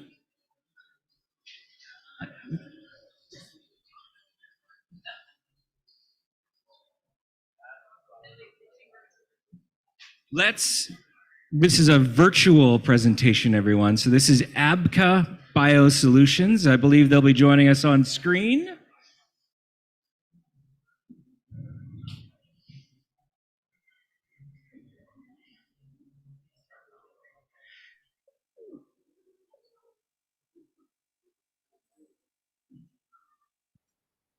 Working on it. While we're waiting, there's one great thing that I think is relevant to all of you. We have what we call a Startup Workplace Scholarship. What that means is you go to our website, you look for Startup Scholarship, and we will allow you to apply for 3 months of membership here at Launch at no charge. With that, I think Abca is here now. Abca, are you there? Yes, I'm here. And I'm already missing the energy over there. So can everyone hear me? Hello? Can everyone hear me? Should I start? So I'm a founder of Abca BioSolutions. I'm Dr. Rajiv Aneja. We are incubated by Manitoba Technology Accelerator. The main focus— Just a moment, if you can just stop the pitch, please. Just stop the pitch for 1 moment. Just a moment, if you can just stop the pitch, please. Just stop the pitch for 1 moment.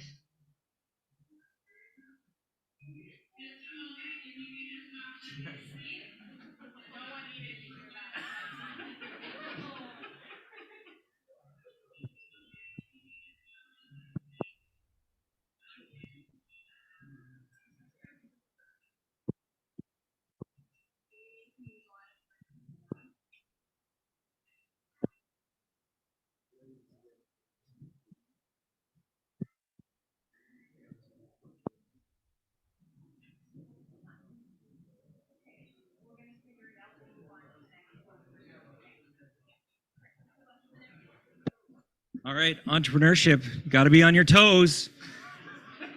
Next up is ML Insights and Analytics. Come on up.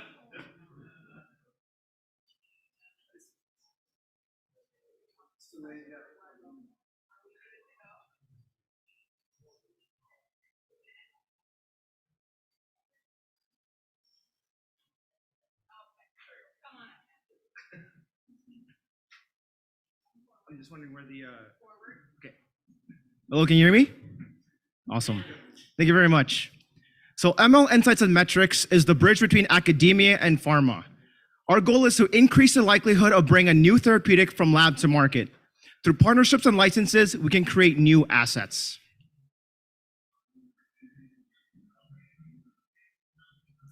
So the process to develop a new therapeutic is bottlenecked by extensive costs, lengthy development times, and a low success rate. So for a therapeutic to gain FDA approval, it needs to demonstrate high efficacy and low toxicity. In general, each asset can cost more than $1.3 billion, more than 8 years to develop, and has a success rate of less than 10%. Now, despite these bottlenecks, there are opportunities to develop new therapeutics. Every year, up to 150 new therapeutics have the potential to be commercialized if given the right conditions. To put this into perspective, 49 out of 50 cancer drugs fail FDA approval due to high toxicity and less than desirable side effects. Now, pharma has already recognized nanoparticles as the next generation of therapeutic delivery vehicles. What these nanoparticles possess is the ability to be able to reduce the toxicity and to reduce the abnormal side effects. For example, if you could target therapeutics to breast cancer cells, you'll be able to deliver a precision dosage of medication to where it is needed most. Sounds great, doesn't it? Why haven't we achieved this yet? How do we find the right combination of therapeutics and nanoparticle combinations out of thousands to achieve this? That's where we come in. Our platform, NanoML, combines the computational methods of AI and machine learning, nanoparticle science, and the combined scientific knowledge of the community to really make this a reality. We can encapsulate these new therapeutics in these nanoparticles and make them safer. In a very highly competitive market, shaving off a few months of R&D time can mean the difference of being first or last to market for a pharma company, making a huge impact on their market shares. Now, we've developed our own machine learning methods to extract the information from the combined scientific community, index it, and make it accessible. We're able to take this platform to take out the quantitative data from peer-reviewed articles and look at these relationships. Thus, we can develop these new pharmaceutical formulations and nanoparticles for drug delivery. Using AI, we can not only optimize, but design these specific nanoparticles for very specific applications. We can predict the safety as well as the side effects and where these nanoparticles will go once they've been administered.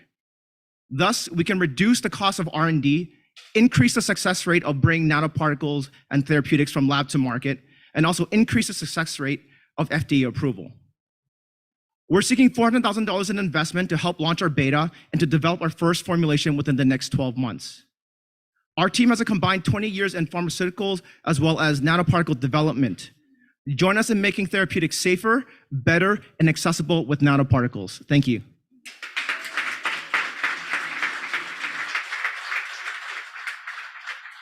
Andrew, can you talk to us a little bit about your team and what makes it special?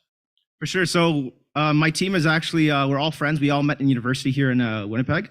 So we had this idea from our experiences of just formulating nanoparticles to deliver drugs and to really make an impact in the scientific community.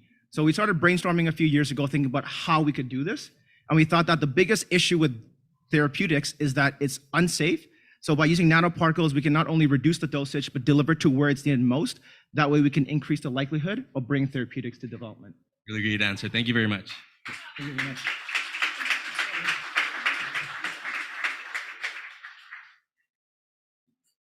Next up, can we give it up for X-Halo?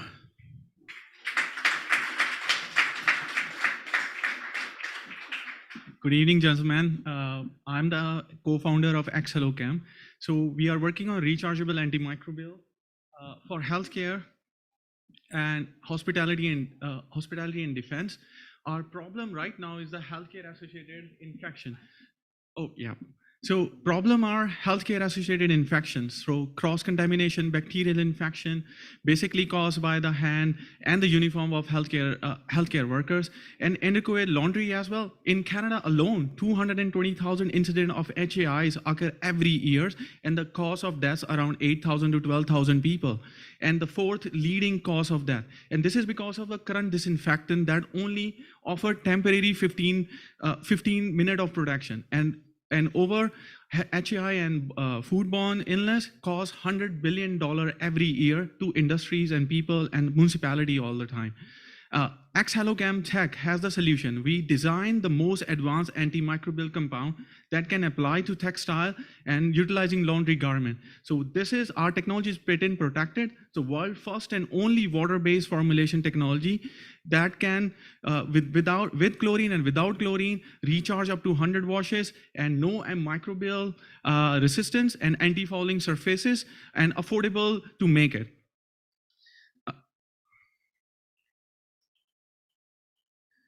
So how science is working actually. So this is very easy, dip path. So we use it, our compound is there.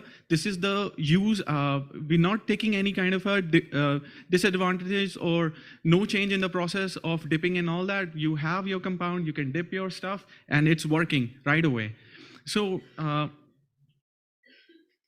so why we have benefit over silver technology like Lululemon and all that?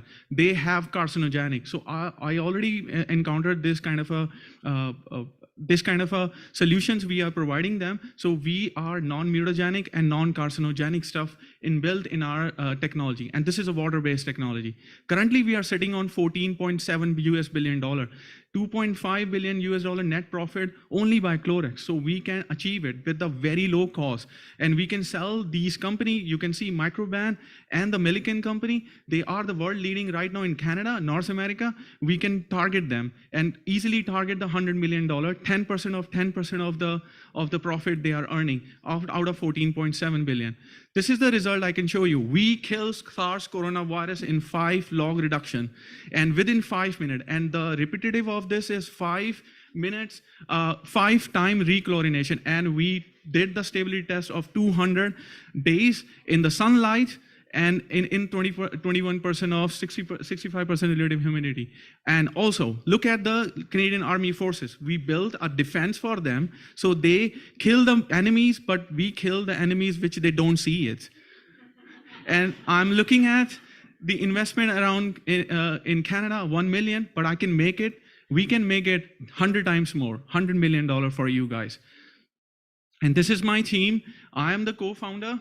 And also invented this technology within University of Manitoba. My co-founder, also Tejinder, he's sitting in Toronto. He's have 22 years of CDMO experience, can make this technology cheaper, like $10 a kg for you guys. And CDD Group, this is our NGO, non-for-profit organization in Quebec. They are helping all the textile stuff in Canada, and they are helping to develop this technology for you guys. Thank you.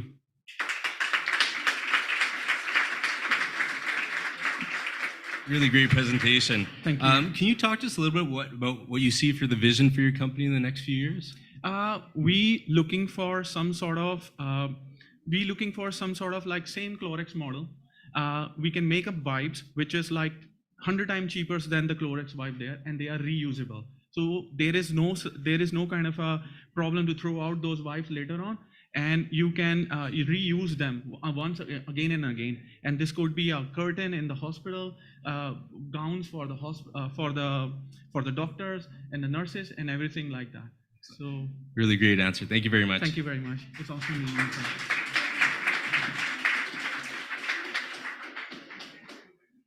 All right, before I call up iSecure Data, we've got an interactive component of the night. You have to pull out your phones. And I've got 2 giveaways. The first giveaway is posted on our Instagram page, launch.coworking. It's a 1-month free of Flex membership here at Launch. And then the second giveaway, and this is a really important one, our beer partner is Lake of the Woods Brewing Company, and they have offered an exclusive brewery tour for 4 people. But it only goes to the person who bids the highest and donates the highest. You got to email cheers@startuptnt.com or .ca? cybersecurity.com with your bid. Highest bid gets that exclusive tour. So with that, I am going to now pass it over to iSecure Data for their pitch. Bring it up for iSecure Data.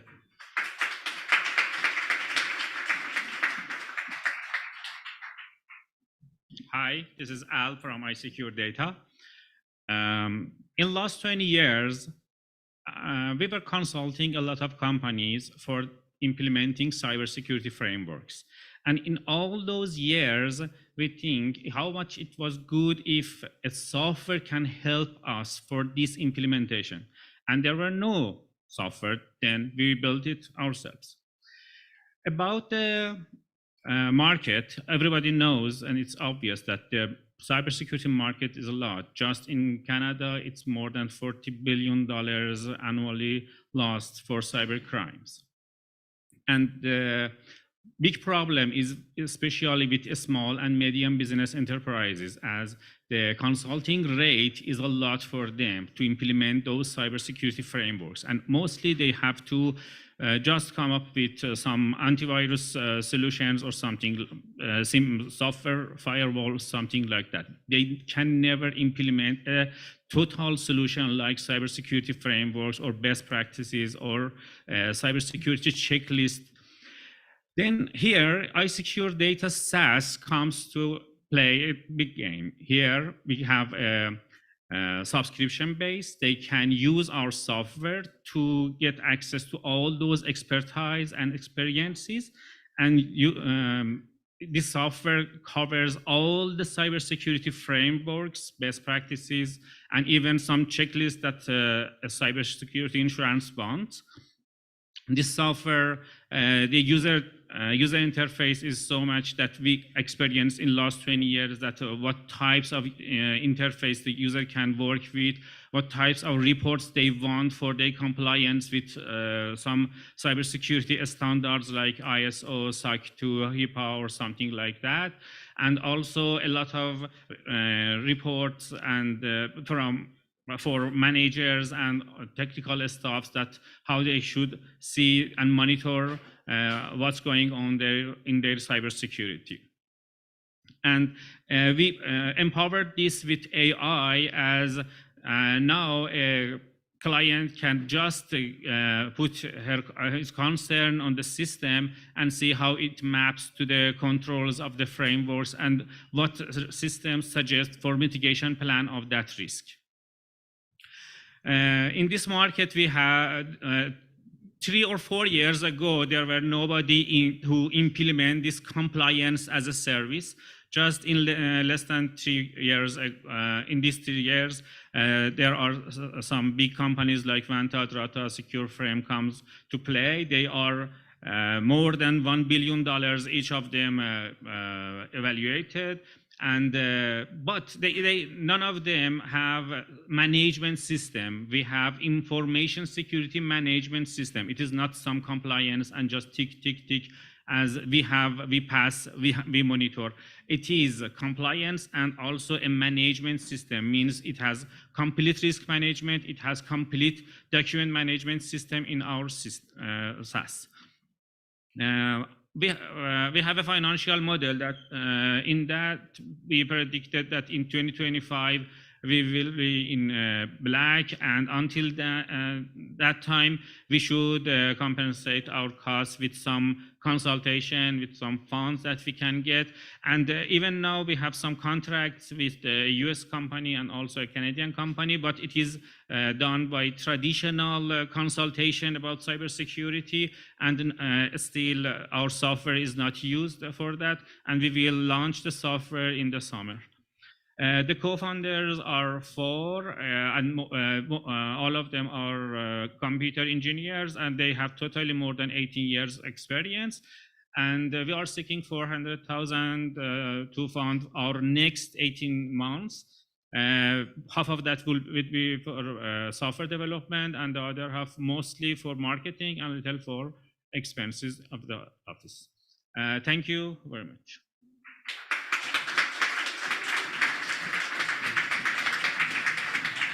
Hello, Al. So the cybersecurity industry is very competitive. Can you talk to us a little bit about what would separate you from your peers?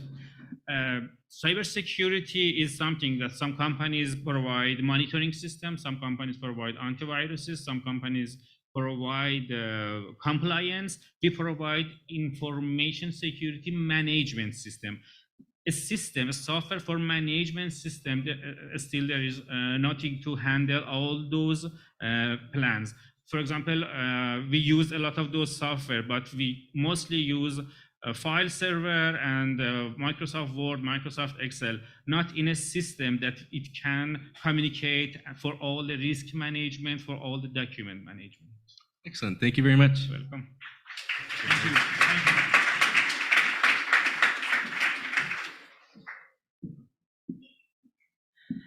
AV problems or no, the show goes on, right?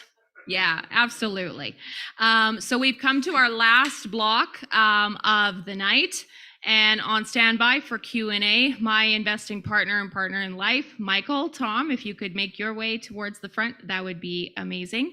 And then Miss Whitney, if you could come forward. I have had the pleasure of working with Whitney together in the past. And I'm always so pleased to be able to stand beside her on stage and work together once again. Do you want to share with us a little bit what's going on at North Forge these days and introduce our last block of companies? Thank you. You Very bet. excited to be here. Hi, everyone. How's it going? Woo! Awesome. Thank you, Gloria. We love to come out to Startup TNT and happy to be one of the co-hosts tonight. So I'm Whitney. I'm the Program and Communications Director with North Forge Technology Exchange. We are an incubator accelerator that's helped startups from ideation all the way through to investment. So very excited to be here and very excited to say that over half of your presenters today are either current founders or alumni of our programming. So very excited for that. Thank you. And to keep things going, I'm going to bring up Michael from Tecmerra Methane Solutions to do his pitch for you guys.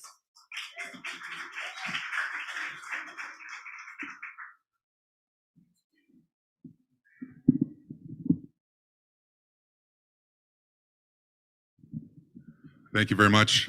My name is Michael Buello, and I am the president and co-founder of Tecmerra Methane Solutions. Make no mistake about it, greenhouse gas emissions and how they relate to climate change is the foremost problem facing our society in the near future. If you look at methane, methane is particularly problematic as it is roughly 82 times more potent than carbon dioxide. The oil and gas industry is one of the largest producers of methane in Canada. And currently what they do is either vent or flare. And in Manitoba, you may not be familiar with what either of those are. A vent stack is just simply a stack that vents methane into the air. A flare stack is what can be seen in the top right. That lights the methane on fire. Just to show you the breadth and the scope of the actual problem that we're seeing and facing is the bottom right is a satellite image. And the top little speck, that's Winnipeg. The Bakken Formation is in North Dakota. As we all know, North Dakota, there's not much going on there. There's so much light that's being produced out of that formation, it is outshining Chicago. That is solely on flaring.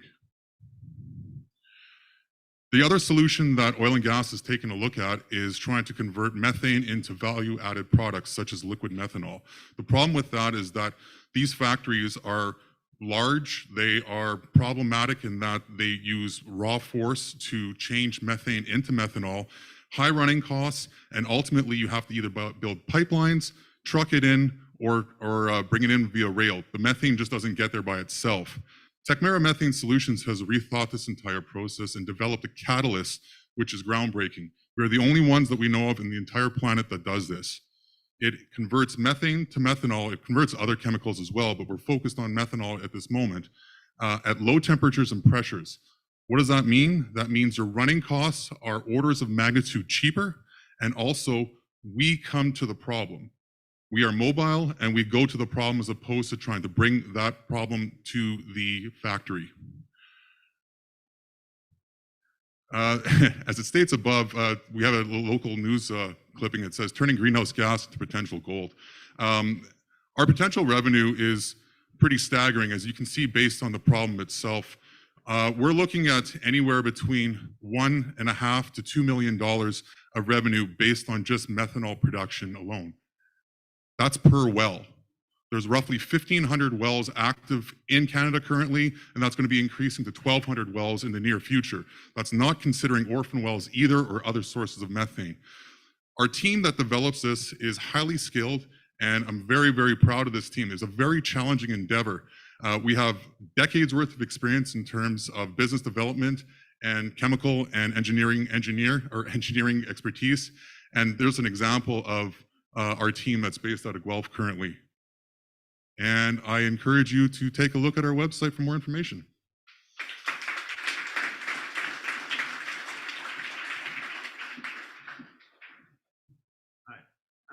Where do you think you're at in the stage of building your company? Like where do you believe you are? Where do you believe you're going?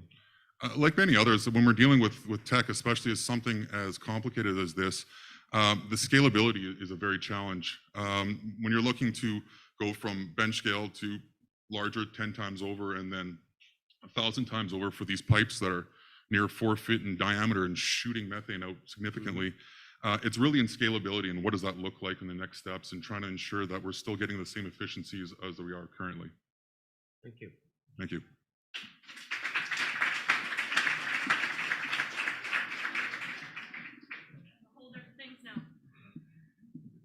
All right, next up, I want to welcome Shukarat from Dbryge Marketplace.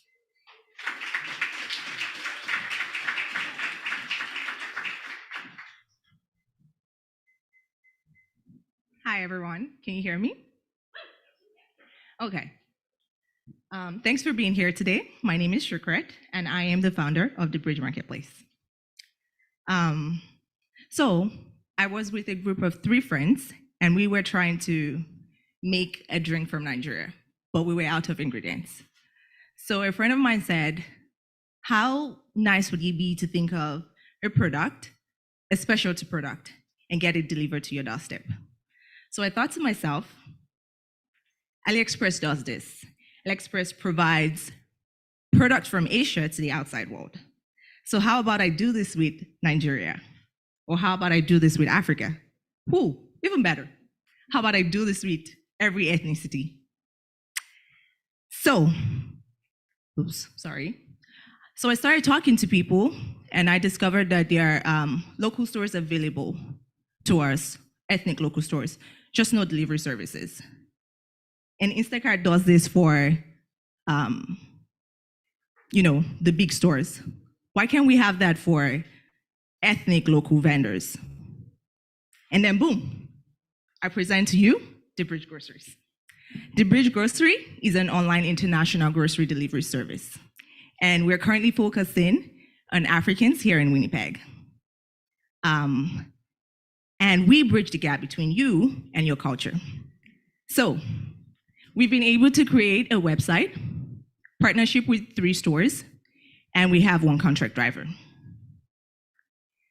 So our total market sizing today is over 4.2 billion. And that's because immigrants in Canada, they make up the largest share of population, and it's not gonna stop growing. And our accessible market is over 97 million. So we make money by commission and shopping fees. We don't have a lot of costs because we don't keep any inventories or any location. Everything is simply based online. And remember I said we're focused on Africa. That's because I'm African and I know exactly what my people want. Now, we've been able to make over $40,000 in revenue in the last 2 years. Over 7,000 website visitors, over 200 customers, over 500 orders, and a large community on Instagram. We've also been able to partner with MITT and RRC to help create an application for free. I know, amazing. So that brings me to our goal for this year. We want to be able to make over 2,000 orders and expand our reach within various ethnicities and local stores. With the help of myself, my website developer in Nigeria, partnership with RRC, and the support from Northforge and my mentors. I believe that it's possible, and of course with your help.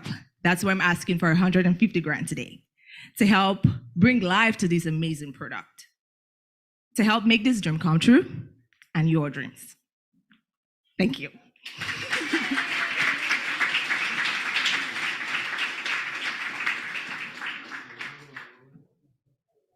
Do you want to use this?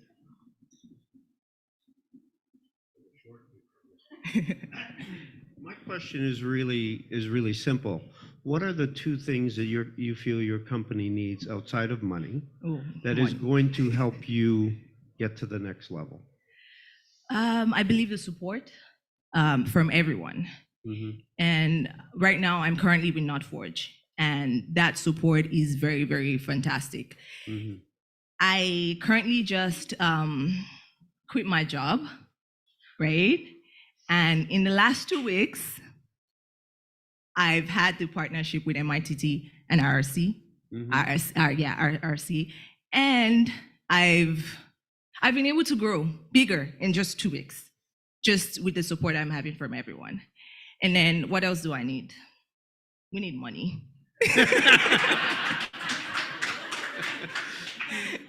Yes. All right. Thank you. Thank you. All right. Thank you.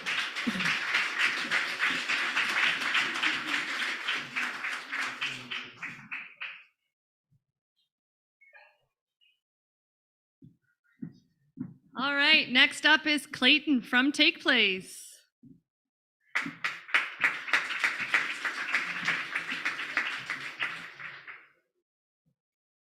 Hello, everybody. My name's Clayton. I'm the founder of Take Place, and we're reinventing the way that housing is built from the ground up. So the new residential construction market in North America is a $529 billion a year industry. And yet we're still building houses the same way that we were 100 years ago. And in my experience, that means what we're doing is we're spending most of our time and most of our money and most of our resources making imperfect materials look perfect. And we're kind of at a stage where we don't need to do that anymore. But on the flip side of it, we're actually seeing the construction industry lose productivity when everybody else in the manufacturing sector is getting quicker and cheaper. Productivity in residential construction is going down. So I've had a front row seat to this for 2 decades of running a really ambitious design and construction company. And what we've found in this company is that when things come off of laser cutters and CNC machines, they go together with predictable efficiency and built-in craftsmanship. So it's a landscape that's completely ripe for disruption. We're seeing a lot of companies come to the table with different ideas for how they're going to do it. But it's also a really, really huge marketplace that has a lot of potential for competing ideas. And basically, so our idea is based around the idea that can we build a house in the same way that IKEA furniture is assembled? And where this starts is the sourcing of perfect materials. So today there actually are perfect materials available that allow us to comprehensively build a house from the piles to the countertop to the eaves troughs in a way where every single stage of construction sets the stage for the next stage of construction. So basically, what does it mean to the construction process? It means that we're building houses in about 2.5 months on the job site. We're offering about 40% price savings to the end user, and we have built-in craftsmanship all the way through. So this is an image of a 2,200 square foot version of our cottage, but it's entirely customizable to different square footages on a 4-foot grid. So basically, our value proposition is a high-end house with a fixed price contract that makes the whole process a whole lot smoother. It's more like buying a car. It's more like assembling a car. And it has some of the highest quality materials that we've ever put in our houses. So this is just a shot of an interior. It starts to show the glulam structure and a lot of the architectural qualities that we've managed to achieve with it. And I think a lot of the secret sauce to what we're doing here has to do with basically turning a house into a series of products. So we've productized housing, and it's basically the way that we build everything else in society today. As consumers are buying things that are made in disparate manufacturing facilities, and they come together in one place to get assembled. And we can actually take advantage of that now that we have access to materials that are relatively perfect. Oh, and this is freezing. Oh, you got it? Oh. Okay, so the unit metrics on it all are, we have about 4 times the profit margins of a typical home builder in a huge industry. Where we're at is we're building our first 2 this summer, and we have some exciting investment coming in. It's actually supposed to come in tomorrow, which is a big step for us. So we're raising $500,000 to support the finishing of the R&D, marketing, consultants, and cash flow support.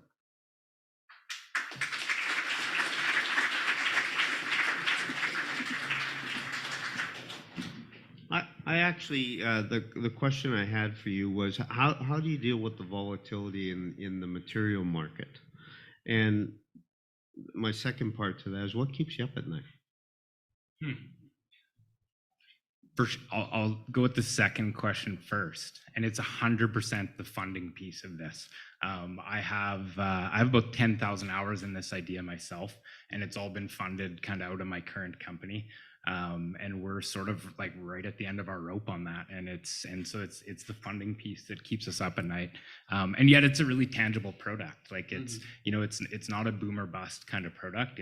We have paying customers for profitable projects right in front of us.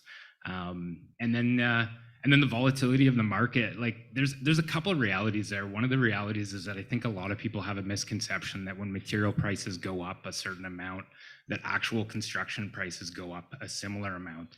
And one of the things that we know from building houses, the way that we build houses, is that labor is about 75% of the cost of construction. So it's not as big of a difference as we think with materials. I think we saw some demands on the construction industry through COVID that sort of exacerbated that. But then the other piece of the puzzle is that we have a really limited time frame for construction. So we only have to make a price commitment a few months before we build the project. So we're actually insulating ourselves from a 1-year time frame of committing to a price. Great answer. Okay. Thanks. Thank you.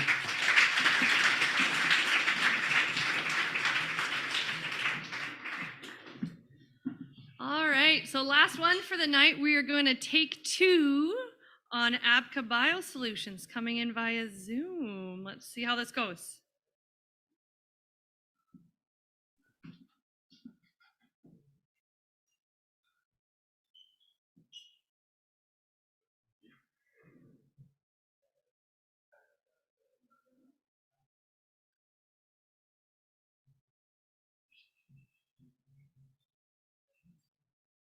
Hello, I hope everyone can see my presentation. First of all, I'm sorry to not be there present. I'm coming online. I had a few meetings in Toronto. So I'm Dr. Rajiv Aneja, founder and director of Abca BioSolutions, INC. We are incubated by Manitoba Technology Accelerator. Not wasting time, let's go to the presentation. We are not going to be able to overcome our technical difficulties. I'm not sure if that's going to get repeated back to you twice right now or not. And unfortunately, we're just not able to get through Abca's pitch today. So I'm sorry about that. Unfortunately, this is just not working. There's something going on in the feedback loop of the AV, and that's not working for us. So our apologies for that. But other than that, thank you. Just a huge round of applause to all of the companies that pitched tonight. Can we hear it for them, please?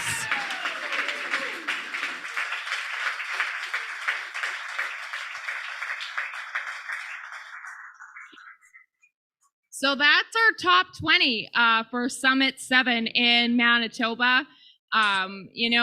Pitching may sometimes look effortless, but I assure you it is not, and that there is a great deal amount of prep and pain and tears and agony that sometimes goes into being able to describe your company in a concise and clear way in 3 minutes. That is easier said than done. So great job to everyone.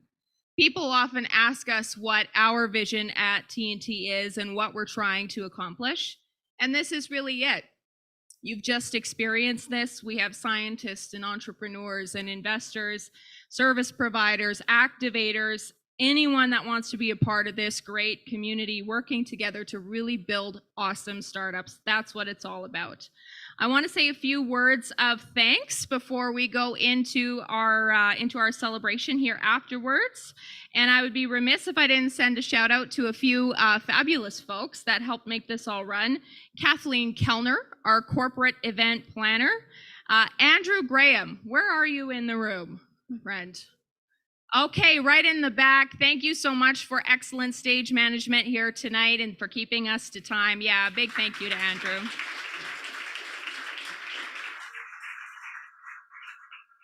Big thank you to the volunteers. There were a number of you that have helped us set up, and a number of you that will be helping us with the cleanup after, and for running this event and doing all of the little details. We really appreciate that. Thank you so much.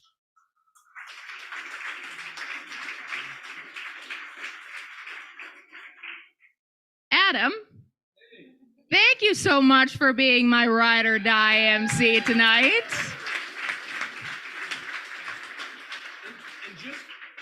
And the mic's off. Oh, and the mic's on. And just on that note, can we just get a round of applause, Gloria? Sort of steal your thunder for Gloria Thon, please, everyone.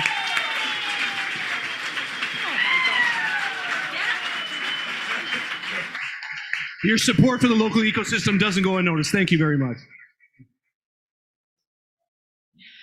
Very last of all, I am the busy mom also of 4 children, and running this being in this industry, working in this career means that someone has to run the ship at home when I cannot, and when I need to be here, and when I need to be at Tech Thursday and Startup TNT Happy Hour.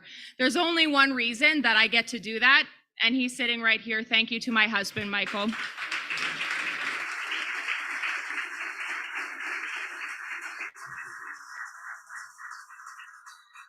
The culture of building a startup is a lifestyle that's really 24/7, as all entrepreneurs here can really, probably ascribe to that. And so, it's been so much fun watching this community grow. We look forward to the continued growth. We're very excited to see how this is going to turn out on June the 15th when we have our top 5 finale event. I can't call it, I don't know, and that is a great problem to have, because that means we have amazing companies in this competition. So with that, I'm gonna let everyone get on to the celebration of the night. Thank you so much for coming. Thank you to the AV team for all of your work.